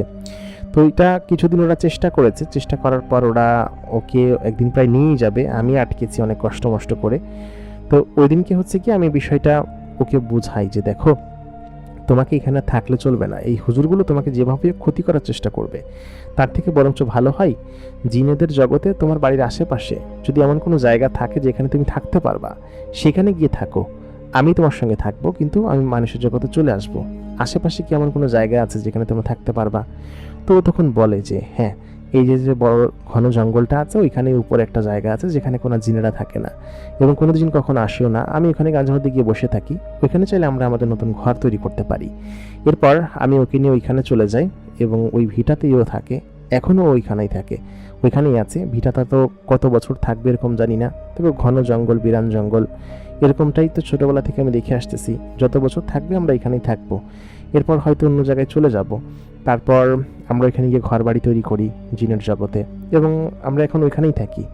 আমার ছেলের বয়স প্রায় 12 বছর, এখন 12-13 বছর হবে। তো ওই অবস্থায় আমরা এখন ওইখানে থাকি, বেশ ভালো আছি এবং ও আমাকে প্রতিদিন রাতে এসে নিয়ে যায়। তো এই ঘটনাটা তোর মামি নিজেও জানে না। তো ওই অবস্থায় তখন আমি কাকাকে বললাম, কাকি জানে না মানে, ছোটো কাকি বিষয়টা জানে না? তো কাকা তখন বললো যে না, ছোটো কাকি বিষয়টা জানে না, আসলে আমি তো দ্বিতীয় বিয়ে করতে চাইনি, আমার আম্মা আমাকে কসম দিয়ে দ্বিতীয় বিয়ে করাইছে। মূলত ওইটা হচ্ছে আমার খালাতো বোন ছিল। তো আমার খালা হচ্ছে কি আমাকে ছোটোবেলা থেকে পছন্দ করতো, আর ওনার মেয়ের বিয়ে হওয়া অবস্থায় ভেঙে গেছে আর কি, পাত্রপক্ষে আসে নাই। তারপর আম্মা আমাকে কসম দিয়ে তাকে বিয়ে করাইছে। তো ওই বিষয়ে তোর বড় কাকি মানে হচ্ছে মরিয়ম পরিয়েরও ইয়া ছিল, ওরও সম্মতি ছিল, ও আমাকে বলছে করো, সমস্যা নেই, যেহেতু এখানে কেউ থাকে না। তো এই অবস্থায় তখন আমি মরিয়মের সম্মতিতে ওকে বিয়ে করি। বিয়ে করে তো এখানে আছি এরকমভাবে। তো রাত্রেবেলা আমি এখান থেকে যখন যাই তখন হচ্ছে গিয়ে মরিয়ম ও কিছু টের পায় না, আর কখনো টের পাবেও না, কারণ আমার বর্তমান যে স্ত্রী আছে সে কিছু টের পাবে না, কারণ মরিয়ম ওকে রাত্রেবেলা আমি যখন যাই বশ করে রেখে যায়। কিন্তু তুই যে বদের বদ, তোকে ও এরকমটা করতে ভুলে গেছে, তুই এটা দেখে ফেলছিস। আসলে এখন পর্যন্ত কিছু হয় নাই। তো পরবর্তীতে আমি আমার আম্মাকে বলছি বিষয়টা, তো আম্মা জানে এইটা, শুধুমাত্র আম্মা জানে, আর কেউ বিষয়টা জানে না, আমার এই পরীর সাথে বিয়ের ঘটনাটা, আর তুই জানিস।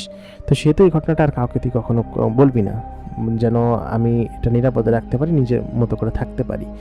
তো এই ছিল হচ্ছে আমাদের আজকের ঘটনা, যে ঘটনাটি কিনা আমি আমার কাকার কাছ থেকে শুনেছিলাম এবং আমি ইমরান ভাইয়ের কাছে পাঠিয়েছি। তো ঘটনাটির নাম, পরিচয়, ঠিকানা সম্পূর্ণ কিছু গোপন রেখে পাঠানো হয়েছে। আশা করি আপনার কাছে ঘটনাটি ভালো লেগেছে। ভালো লেগে থাকলে অবশ্যই আমাদেরকে লাইক, কমেন্ট করবেন, শেয়ার করবেন, সাবস্ক্রাইব করবেন, সেই সঙ্গে আমাদের সঙ্গেই থাকুন। এতক্ষণ কণ্ঠে আমি আরজে ইমরান আপনাদের সঙ্গেই ছিলাম, আপনাদের প্রিয় হোস্ট। আমাদের গল্পগুলো নিয়মিত শুনতে অবশ্যই আমাদেরকে সাবস্ক্রাইব করে রাখুন। দেখা হচ্ছে পরবর্তী এপিসোডে। ধন্যবাদ সবাইকে।